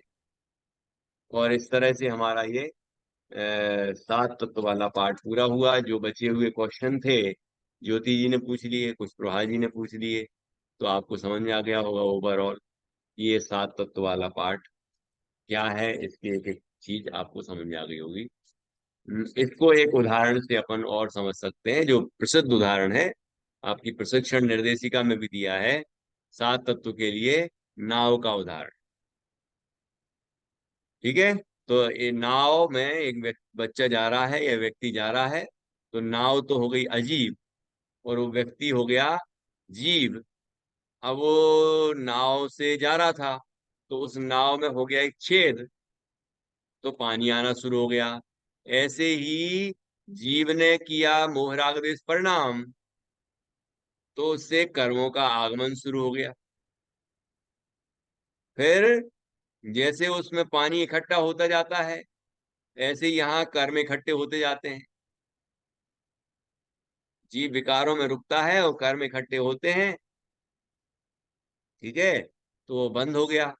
और जैसे नाव में जो छेद है, उसमें यदि रोक लगा दी जाए, डांट लगा दी जाए, उसको छेद को बंद कर दिया जाए, तो नया पानी आना बंद हो जाता है। ऐसे ही जीव जब भेद विज्ञान करता है और अपने आत्मा को त्रिकालिक ध्रुव शुद्ध चैतन्य जानता है, मानता है, अनुभव करता है, तो इसके नए विकार उत्पन्न होना बंद हो जाते हैं, मोह राग द्वेष पैदा होना बंद हो जाते हैं। तो मोह राग द्वेष नहीं होते, नए कर्मों का आगमन भी बंद हो जाता है। जैसे वो नाव में पानी नया आना तो रुक गया, लेकिन पुराना तो भरा है ना। तो वो व्यक्ति उसको अपने हाथों से या कोई कोई चीज से उसको उलीचता है, मतलब बाहर निकालता है, और बाहर निकालता रहता थोड़ा थोड़ा करके। तो ऐसे ही जीव अपने स्वरूप के अनुभव के पुरुषार्थ से जो कि पहले आत्मा परमात्मा पाठ में भी बताया कि अंतरात्मा किस तरह बनते हैं और अंतरात्मा किस तरह साधना करके परमात्मा बनता है। तो वही बात यहाँ लगाएंगे हम, और भेद विज्ञान करेंगे, अपने स्वरूप की साधना करेंगे और स्वरूप में लीन होंगे। तो संवर हुआ, नए कर्मों का आगमन बंद, और पुराना कर्म जो था वो धीरे धीरे करना शुरू हो गया। यहाँ शुद्धि की वृद्धि हो रही है, भाव भाव निर्जरा, अशुद्धि की हानि हो रही। और पुराने बंधे हुए जो कर्म है वो धीरे धीरे धीरे धीरे खिलते जा रहे हैं। ठीक है। फिर क्या हुआ कि जैसे नया पानी आ ही नहीं रहा था, मतलब संवर, वो पुराना पानी निकलता जा रहा है, तो निर्जरा है ना पानी की।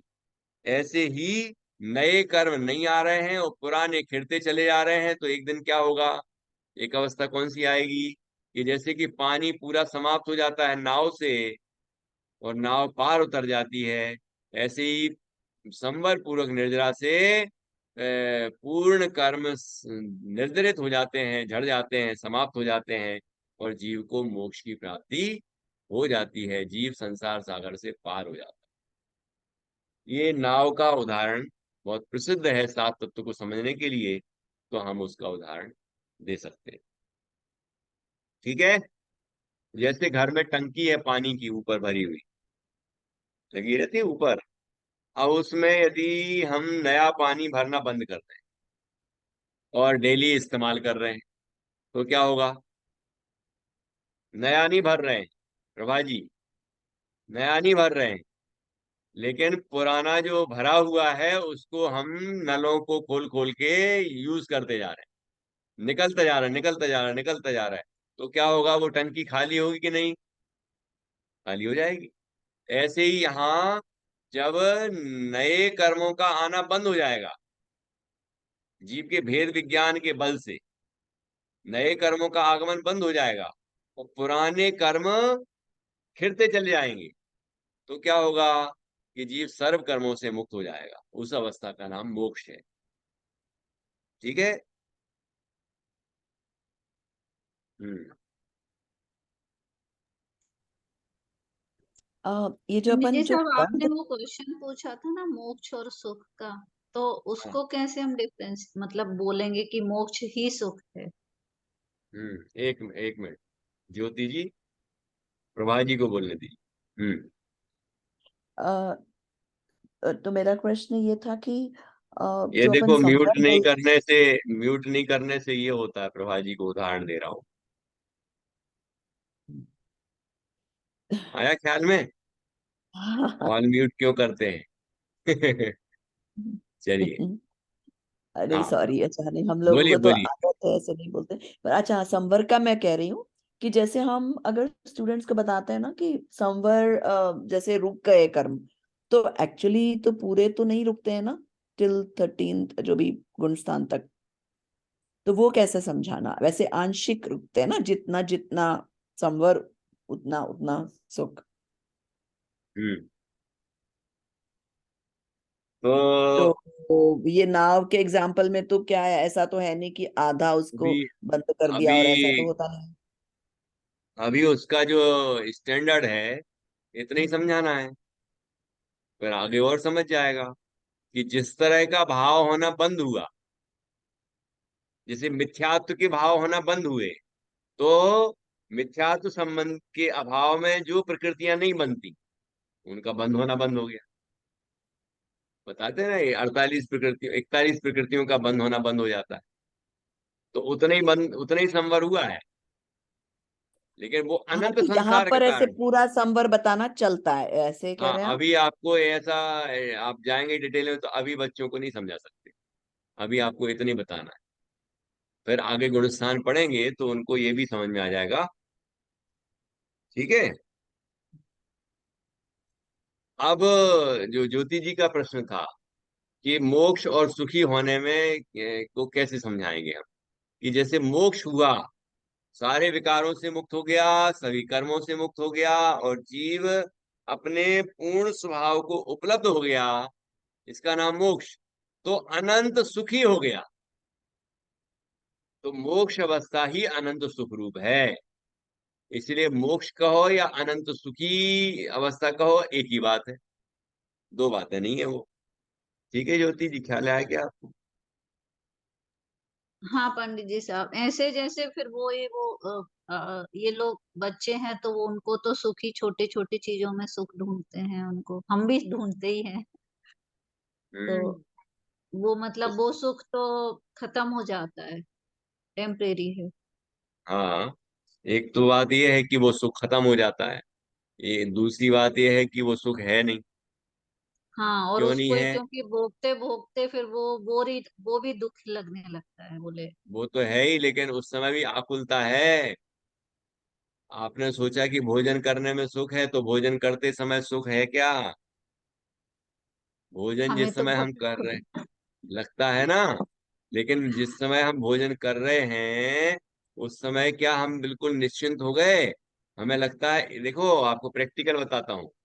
आपकी आपको भूख लगी थी, ये आचार्य ने लिखा है। हम्म। आचार्य लिखते हैं, छत्र चूड़ामणि इष्टोपदेश और ज्ञानार्णव ग्रंथ, यहाँ ये बात इस तरह की आई है। अमृता सीति में भी आई क्या, कि जीव को वस्तु प्राप्त होने के पहले उसको प्राप्ति करने के प्रयत्न में अनंत दुख होता है। हाँ। ठीक है। और हम्म। उसके बाद जब वो चीज प्राप्त हो जाती है तो उसकी सुरक्षा में अनंत दुख होता है, संभाल के रखना। ठीक है। उसके बाद एक ना एक दिन तो वो नष्ट होनी है, तो वो जब नष्ट होती है, वो चीज समाप्त होती है, तो जीव को उससे भी ज्यादा अनंत गुना अनंत दुख होता है। अब आप देख लो, एक ही कोई चीज ले लो आप, जैसे आपने कहा भोजन, चलो आपको भूख लगी, भूख लगी तो आपने भोजन बनाना शुरू किया, या भोजन बना पहले ही से कह दिया होगा कि इस समय भूख लगती है, तो पहले ही तैयारी करने लगे हम, वरना आकुलता आपकी पहले ही शुरू हो गई। भोजन बनाने के विकल्प चल रहे हैं, आकुलता। अब आपको आपका भोजन बन गया, यहाँ भूख बहुत तेज लगी, आपने भोजन शुरू किया, तो ये क्या ज्योत्सना जी क्या करती हैं, आप भोजन जब करती हैं तो पूरी रोटियां जितनी भी बनाई थी, 4 रोटियां अपने लिए, और इतना चावल बनाया था, दाल सब्जी बनाई थी, और हमारी प्रभा जी हैं जो, उनने अचार भी ताजा ताजा बनाया होगा, है ना? तो वो सबका सब उठा के इकट्ठा खा लेते हैं क्या अपन? नहीं करते ना ऐसा। क्या करते हैं फिर? एक एक कौर खाते हैं।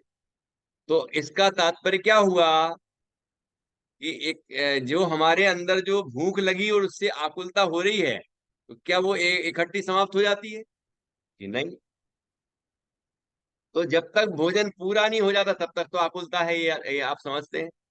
ये तो आप मानेंगे कि नहीं? देखो, और आकुलता बढ़ रही है।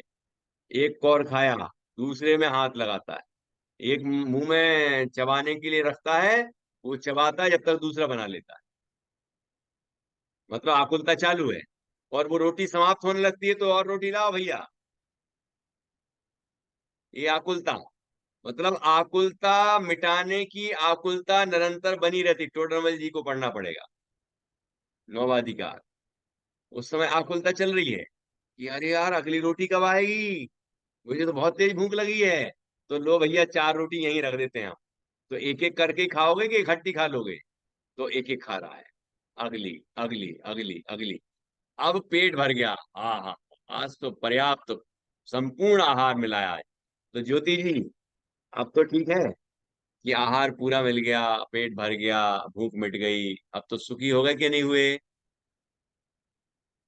नहीं, क्यों, क्या अब क्या दुख है? बोले गलत खा लिया तो फिर आकुलता चालू हो गई। चलो गलत नहीं खाया, बिल्कुल सही सही खाया। अब नहीं, फिर से वो तो पेट खाली हो गया, फिर आकुलता हो जाएगी। हो जाएगी और जब होगी, अभी तो नहीं है ना। अभी की अभी आकुलता समाप्त बचाने हुई की है, आकुलता। ये बचाने की आकुलता। और शाम को क्या बनाएंगे प्रभा जी? तो शाम को क्या बनाएंगे, ये आकुलता भी जारी है कि नहीं? ये चीज बड़ी हाँ। बहुत स्वादिष्ट लगी है, ये आप शाम को भी देना या कल भी बचा के रखना, ये होता है कि नहीं? मतलब आकुलता समाप्त नहीं हुई। और आकुलता लक्षण दुख का। दुख किसे कहते हैं? कि आकुलता को ही दुख कहते हैं। तो इसका तात्पर्य हुआ, जिसे हम क्षणिक सुख कह रहे हैं, वो क्षणिक सुख नहीं है, क्योंकि उसमें आकुलता है, और आकुलता दुख का लक्षण है। इसका तात्पर्य उस समय भी हम दुखी ही हैं। बिल्कुल। जब जीव को ये बात समझ में आएगी, तभी ये सांसारिक सुख को सुख मानना बंद करेगा। क्षणिक सुख के नाम पे ही सुख सुख सोच के मानता रहता है। चलो, क्षणिक क्षणिक सुख तो है, क्षणिक भी कहाँ है? आप देख लो, विचार कर लो। और जब जीव ये समझ जाएगा कि संसार में कहीं सुख नहीं है, किसी अवस्था में सुख नहीं है, एकमात्र आत्मा की अनुभूति में ही सुख है, तो भेद विज्ञान के द्वारा अपने आत्मा का निर्णय करेगा, आत्मा का अनुभव करेगा, और तभी जीव इस दुख से मुक्त होगा। आत्मानुभूति से ही निराकुल सुख मिलेगा, और उस स्वरूप की अनुभूति करता जाएगा तो सुख बढ़ता जाएगा, बढ़ता जाएगा, बढ़ता जाएगा, बढ़ता जाएगा। और जब स्वरूप स्थिरता पूर्ण होगी, संवर पूर्वक की निर्जरा पूर्ण होगी, तो मोक्ष होगा और अनंत निराकुलता प्राप्त होगी, अनंत सुख मिलेगा। ठीक है। जी, थैंक यू पंडित जी साहब। ये क्वेश्चन मेरे बच्चे जो पूछते हैं ना, वो ही पूछ रही हूँ, मैं उन्हीं के लिए कर रही हूँ ये क्लास। ठीक है, ठीक है, तो बच्चों को आप समझा देना अच्छे से। और आपने यदि समझा दिया अच्छे से और उनको समझ में आ गया, तो समझना चाहिए आप एग्जाम में पास हो गए। बिल्कुल बिल्कुल, ये बड़े बड़े बच्चे हैं मेरे जो पाठशाला प्रवेशिका में गए प्रशिक्षण हैं। वाले, प्रवेशिका में जो पढ़ते हैं ना, वो मतलब भीतरा विज्ञान पढ़ने वाले, वो बड़े बच्चे ही होते हैं। उतने ही बड़े बच्चे हैं, वो जॉब वाले बच्चे हैं। कोई बात नहीं। ओ, तो अब देखो, आप कोशिश करना, झगड़ा मत करना, क्योंकि हम बिल्कुल बिल्कुल। समझाने, हाँ, हम समझा सकते हैं, मतलब समझाने का विकल्प करते हैं। उनकी जिज्ञासा है, आप समझाना। वो जो जितने प्रश्न करें, एक एक करके जवाब देते जाना।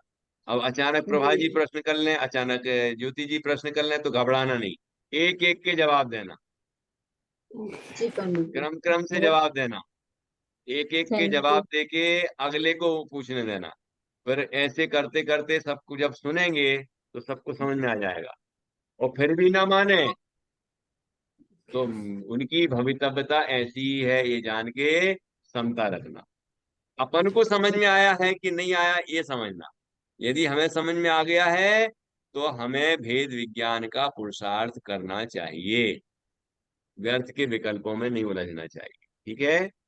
जी जी, थैंक यू पंडित जी ये साहब। वो अपने सुन बच्चों लेता है, के, मैं उससे ये बोलती हूँ कि वो फोन करके मैं उसको एक एक शब्द सुनाती हूँ, तो वो सुनता है, तो मैं बोलती हूँ यही, अगर तू सुन रहा है तो मतलब अच्छी हम्म, डायरेक्शन में जा रहा है बस। हाँ, ठीक है। तो थैंक एक बात यहाँ पर अपन को समझना बहुत जरूरी है, आराधक ही प्रभावक होता है।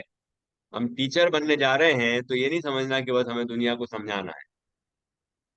टीचर बनने जा रहे हैं तो हमें ये समझना है कि हमें भी पहले समझना है, तब तो समझाएंगे। हम नहीं समझेंगे तो दूसरे को क्या समझाएंगे? है कि नहीं खुशी जी? हम ही दुखी जी हैं, तो खुशी जी दूसरे दूसरे जी खुश कैसे होंगे? है। तो इसलिए हाँ। हमें ये पहले, जैसे कहते हैं ना, मेहंदी घोरने वाला होता है हमारे यहाँ। जैसे अपन मेहंदी बांटते थे ना पहले, अब आजकल घोरते हैं, तो वो चम्मच से घोर लेते हैं। लेकिन मान लो कोई लोग हाथ से घोरते हैं, तो उनका हाथ जो है ना, वो कलरफुल हो जाता है, मतलब मेहंदी लग जाती है।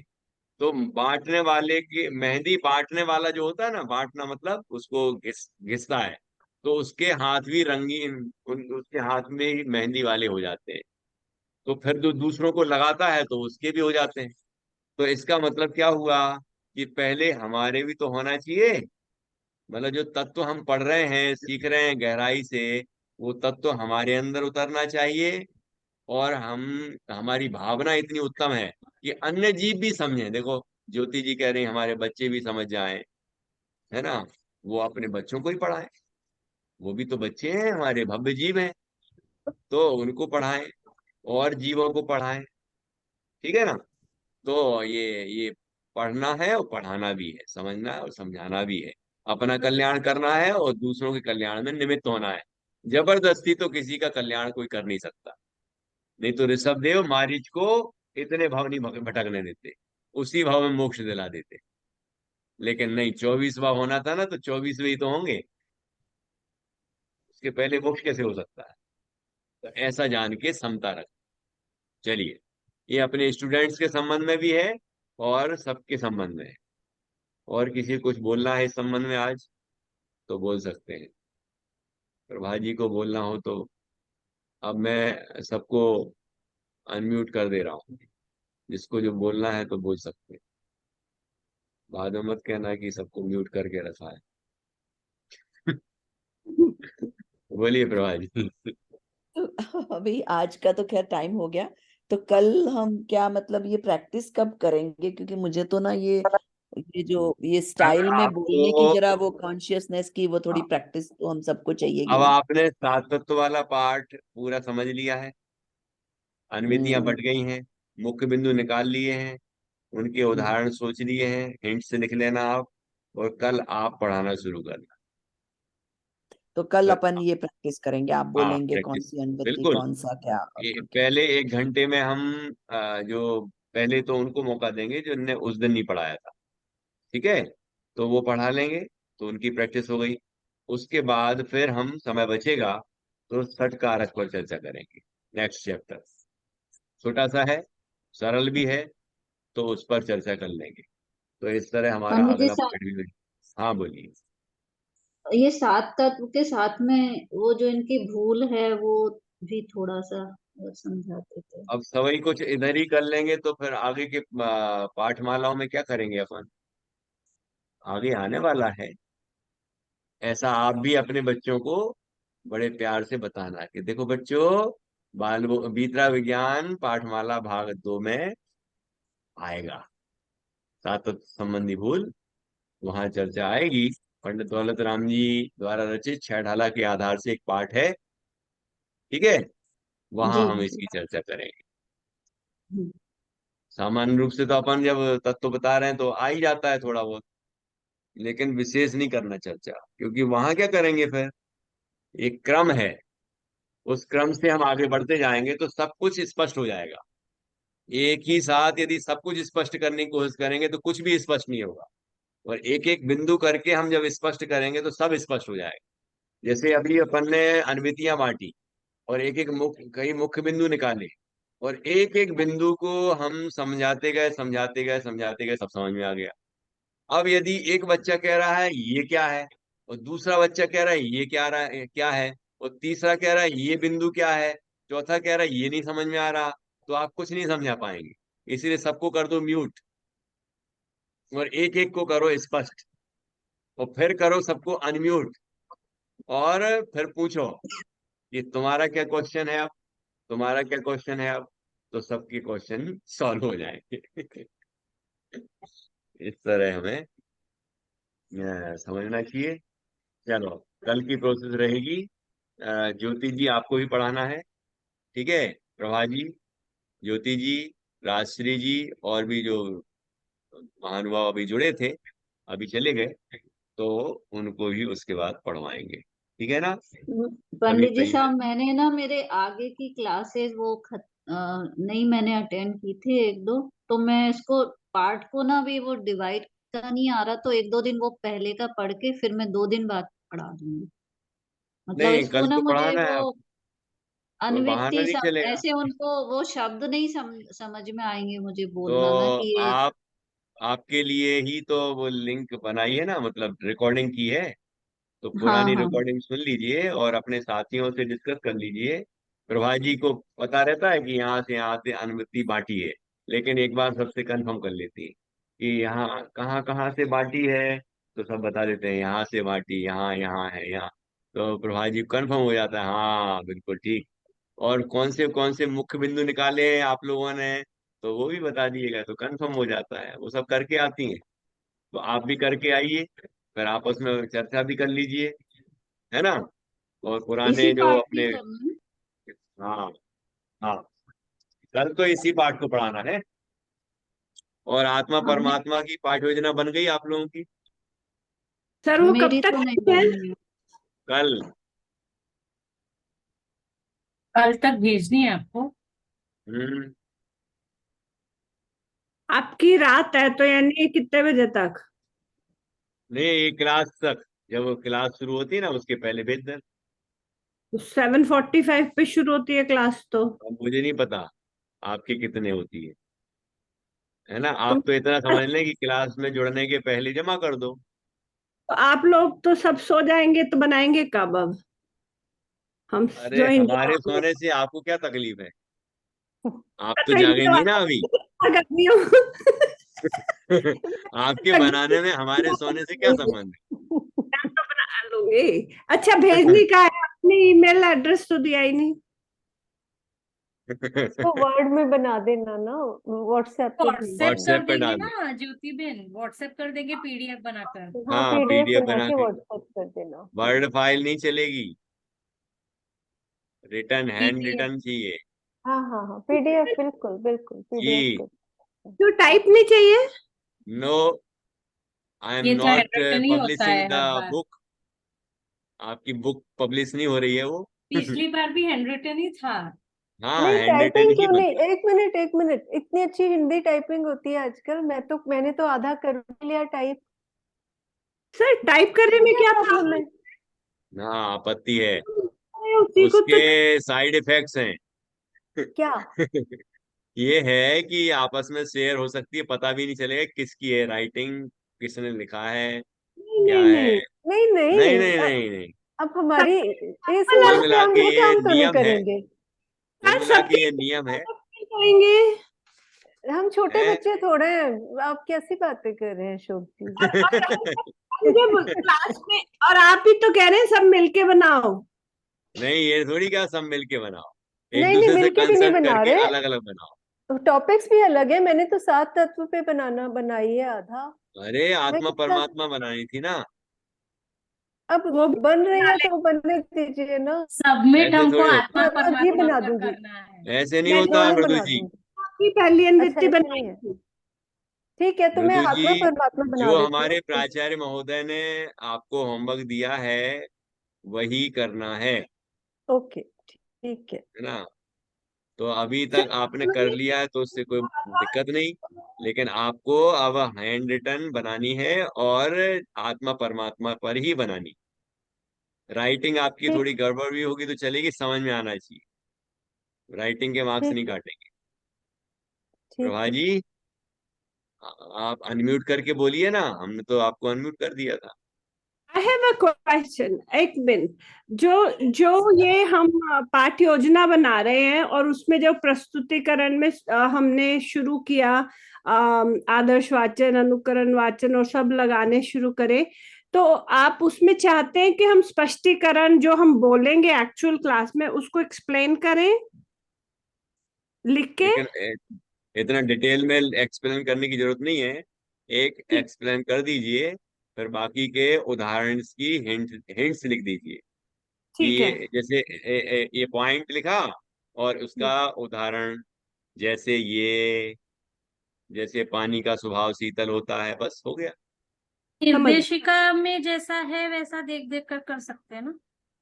उसमें एक्सप्लेनेशन है। हाँ, उसमें थोड़ा सा आपको बताया था हाँ। ना कल मैंने, हाँ तो थोड़ा सा उतना कहीं तो करना पड़ेगा। डिफरेंस हो रहा है तो आप उसको करेक्ट कर जैसे लें। 6 पॉइंट निकले हैं स्पष्टीकरण के, तो अब मैं हम्म। 6 के 6 एक्सप्लेन करूंगी तो मेरे 3-4 पेज तो यही हो जाएंगे।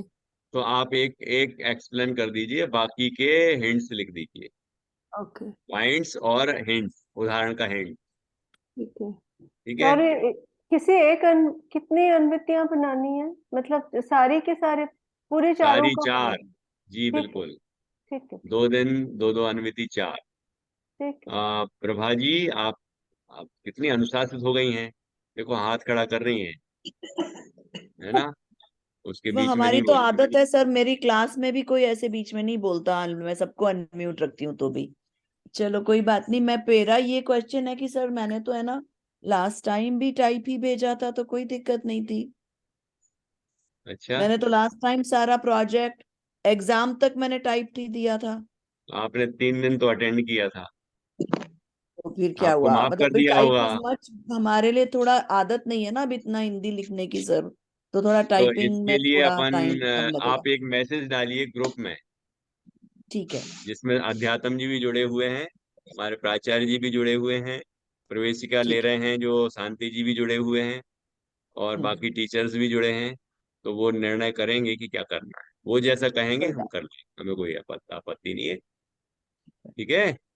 हम्म। तो और क्योंकि जो आपके लिए भी इजी हो जाएगा, सबकी हैंड राइटिंग है, समझो उसकी नहीं जगह नहीं, मुझे तो टाइपिंग सब समझ में आता करने है, की। मेरी सर चिंता ना एक करें आप। दूसरी आप जैसा, जैसी सुविधाजनक हो वैसा आप उनसे पूछ के कर लें। पूछ हम्म। लेंगे, ठीक है। हाँ जी। दूसरी बात ये थी कि जब हमारा एग्जाम हो रहा होगा तो हम जो चार्ट बनाएंगे अगर बच्चों को बताने के लिए, तो वो कैसे दिखाएंगे? वो शुरू में है ना उसका पॉइंट, कि आपको चार्ट सहायक सामग्री बनाना है, तो आपको अच्छा, आड़ा पेज करके, और उसमें आत्मा, फिर वो बताया तो था ऐसे कल। करके बता देंगे। हाँ, बहिरात्मा, अंतरात्मा, परमात्मा, अंतरात्मा के तीन हाँ। Print out.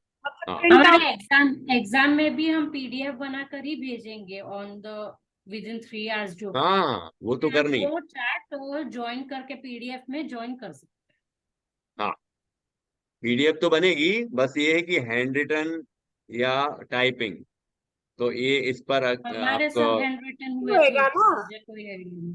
हाँ एग्जाम तो लाइव होएगा ना, 1-on-1? हाँ हाँ यार। लाइव होता है लेकिन लिखना हमको हमारी बुक में पड़ता है ना, पूरी पाठ योजना आप कहाँ पे लिखोगे? हाँ लिखकर आप पीडीएफ करोगे ना सर को। हाँ। हम क्या प्रैक्टिकली वहां पे है तो नहीं ना। हम्म। हमने लास्ट ठीक है। टाइम तो नहीं कुछ लगा था? भेजा था तो आपने अब कैसे एग्जाम दिया? एग्जाम तो होगा। एग्जाम हुआ, उन्होंने कहा आप वो तो कोई ऑप्शन थे कि आप कुछ 3 या 4 भेज दो, और उसके बाद जब एग्जाम हुआ तो उन्होंने कहा आप कौन से वाला टॉपिक लेना चाहते हो। It was open, you decided at the time कि आज मैं ये प्रेजेंट करूंगी एग्जाम, मैं इसमें से देना नहीं चाहूंगी। नहीं, आप ओरल वो एग्जाम की बात कर एग्जाम रहे अलग हो चीज हो ज्योत्सना गई। जी की रिटन एग्जाम की? आप प्रैक्टिकल की बात कर रही हैं, वो अलग है। अच्छा, मैं तो प्रैक्टिकल की बात कर रही हूँ। ये हम रिटर्न की बात कर रहे हाँ, रिटर्न तो भेज। मल्टीपल चॉइस वगैरह था ना, ट्रू और फॉल्स, वो सारा हैं। जो हाँ, था वो वाला एग्जाम था। ठीक है। प्रभा जी तो मुंबई में रहती हैं, खुशी जी कहाँ रहती हैं? अहमदाबाद सर। अहमदाबाद।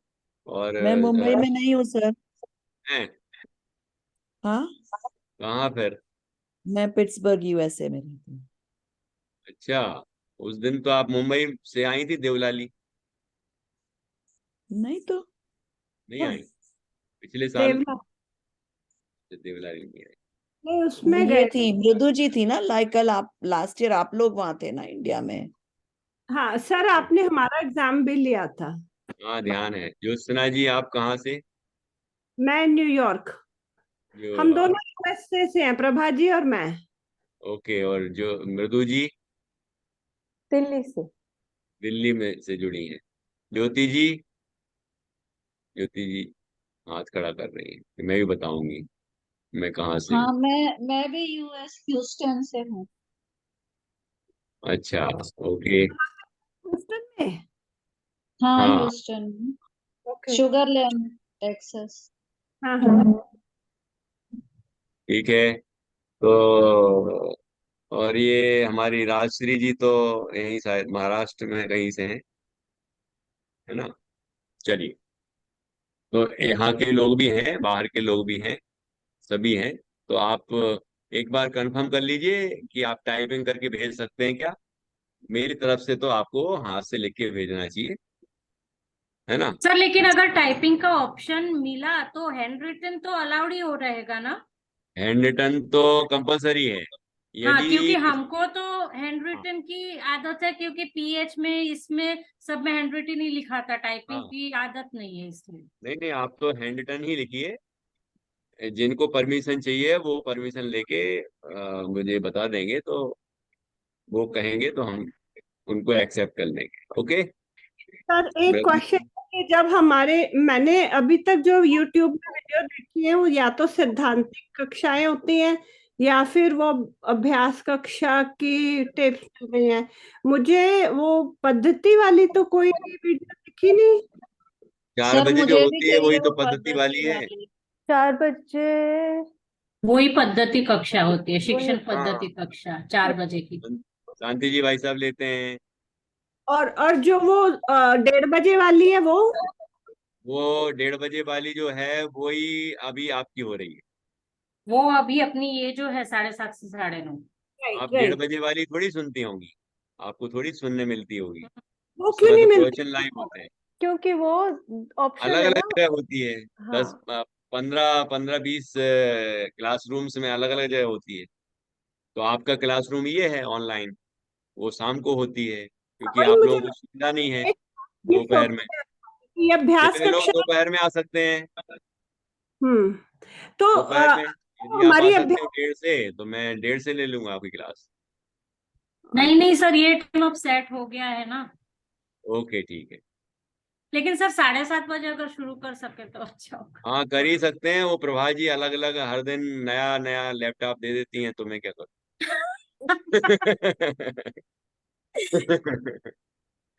तो जो भी है, तो मेरे ख्याल से 7:30 भी से भी पहले 7 बजे करना चाहिए। हाँ। जी सर, 7 बजे वहां पर पहुंच नहीं भोजन का नहीं पाएंगे क्या नहीं, हम। समय है 7 बजे पंडित जी? तो पॉसिबल, हम मेरे यहाँ तो वो फिर सुबह मॉर्निंग 8:30 रहेगा तो बहुत प्रॉब्लम हो सर जाती है वो हमारा तो। भी सिद्धांत कक्षा साढ़े ये पाँच बजे टाइम अभी खत्म जो है होती ना है। वो सही है एकदम। साढ़े हाँ 5:30 बजे खत्म होती है और फिर 7:30 बजे तक ही टाइम मिलता है सब काम निपटाने का, तो 7 बजे तो पॉसिबल नहीं होगा। वो 2 घंटे फिर नहीं मिल पाते ना अगर सुबह चलिए जल्दी। ठीक है, हम एडजस्ट कर लेंगे, कोई दिक्कत नहीं हमें। आई कैन मैनेज नहीं नहीं, ऐसा कुछ नहीं है। एज लॉन्ग एज हम 7:30 शुरू करके। बिकॉज अभी क्या है, अभी हमारी सिद्धांत क्लास, हमारी अभ्यास क्लास थी, तो आज हमने अभ्यास तो किया ही नहीं। आज हमारी प्रैक्टिस नहीं हुई है ना। कल करते हैं कल कुछ। हो जाएगी ना, वो तो कोई अभी बात हम नहीं। अपना रुक के कर ले सर, थोड़ी सी अपने आप। हाँ आप कर सकते हैं, मैं मीटिंग एंड कर देता हूँ। फिर आप लोग अपनी मीटिंग कोई और है क्या, इसी से करना है? जी हम कर लेंगे अपनी अलग। हाँ कर लीजिए। ठीक है। ठीक है ना। जय जिनेन्द्र जय जिनेन्द्र पंडित जी साहब, बहुत बहुत थैंक यू। जी, बहुत बहुत धन्यवाद। वो मंगे हाँ। ओके ओके ठीक है, जय जिनेन्द्र।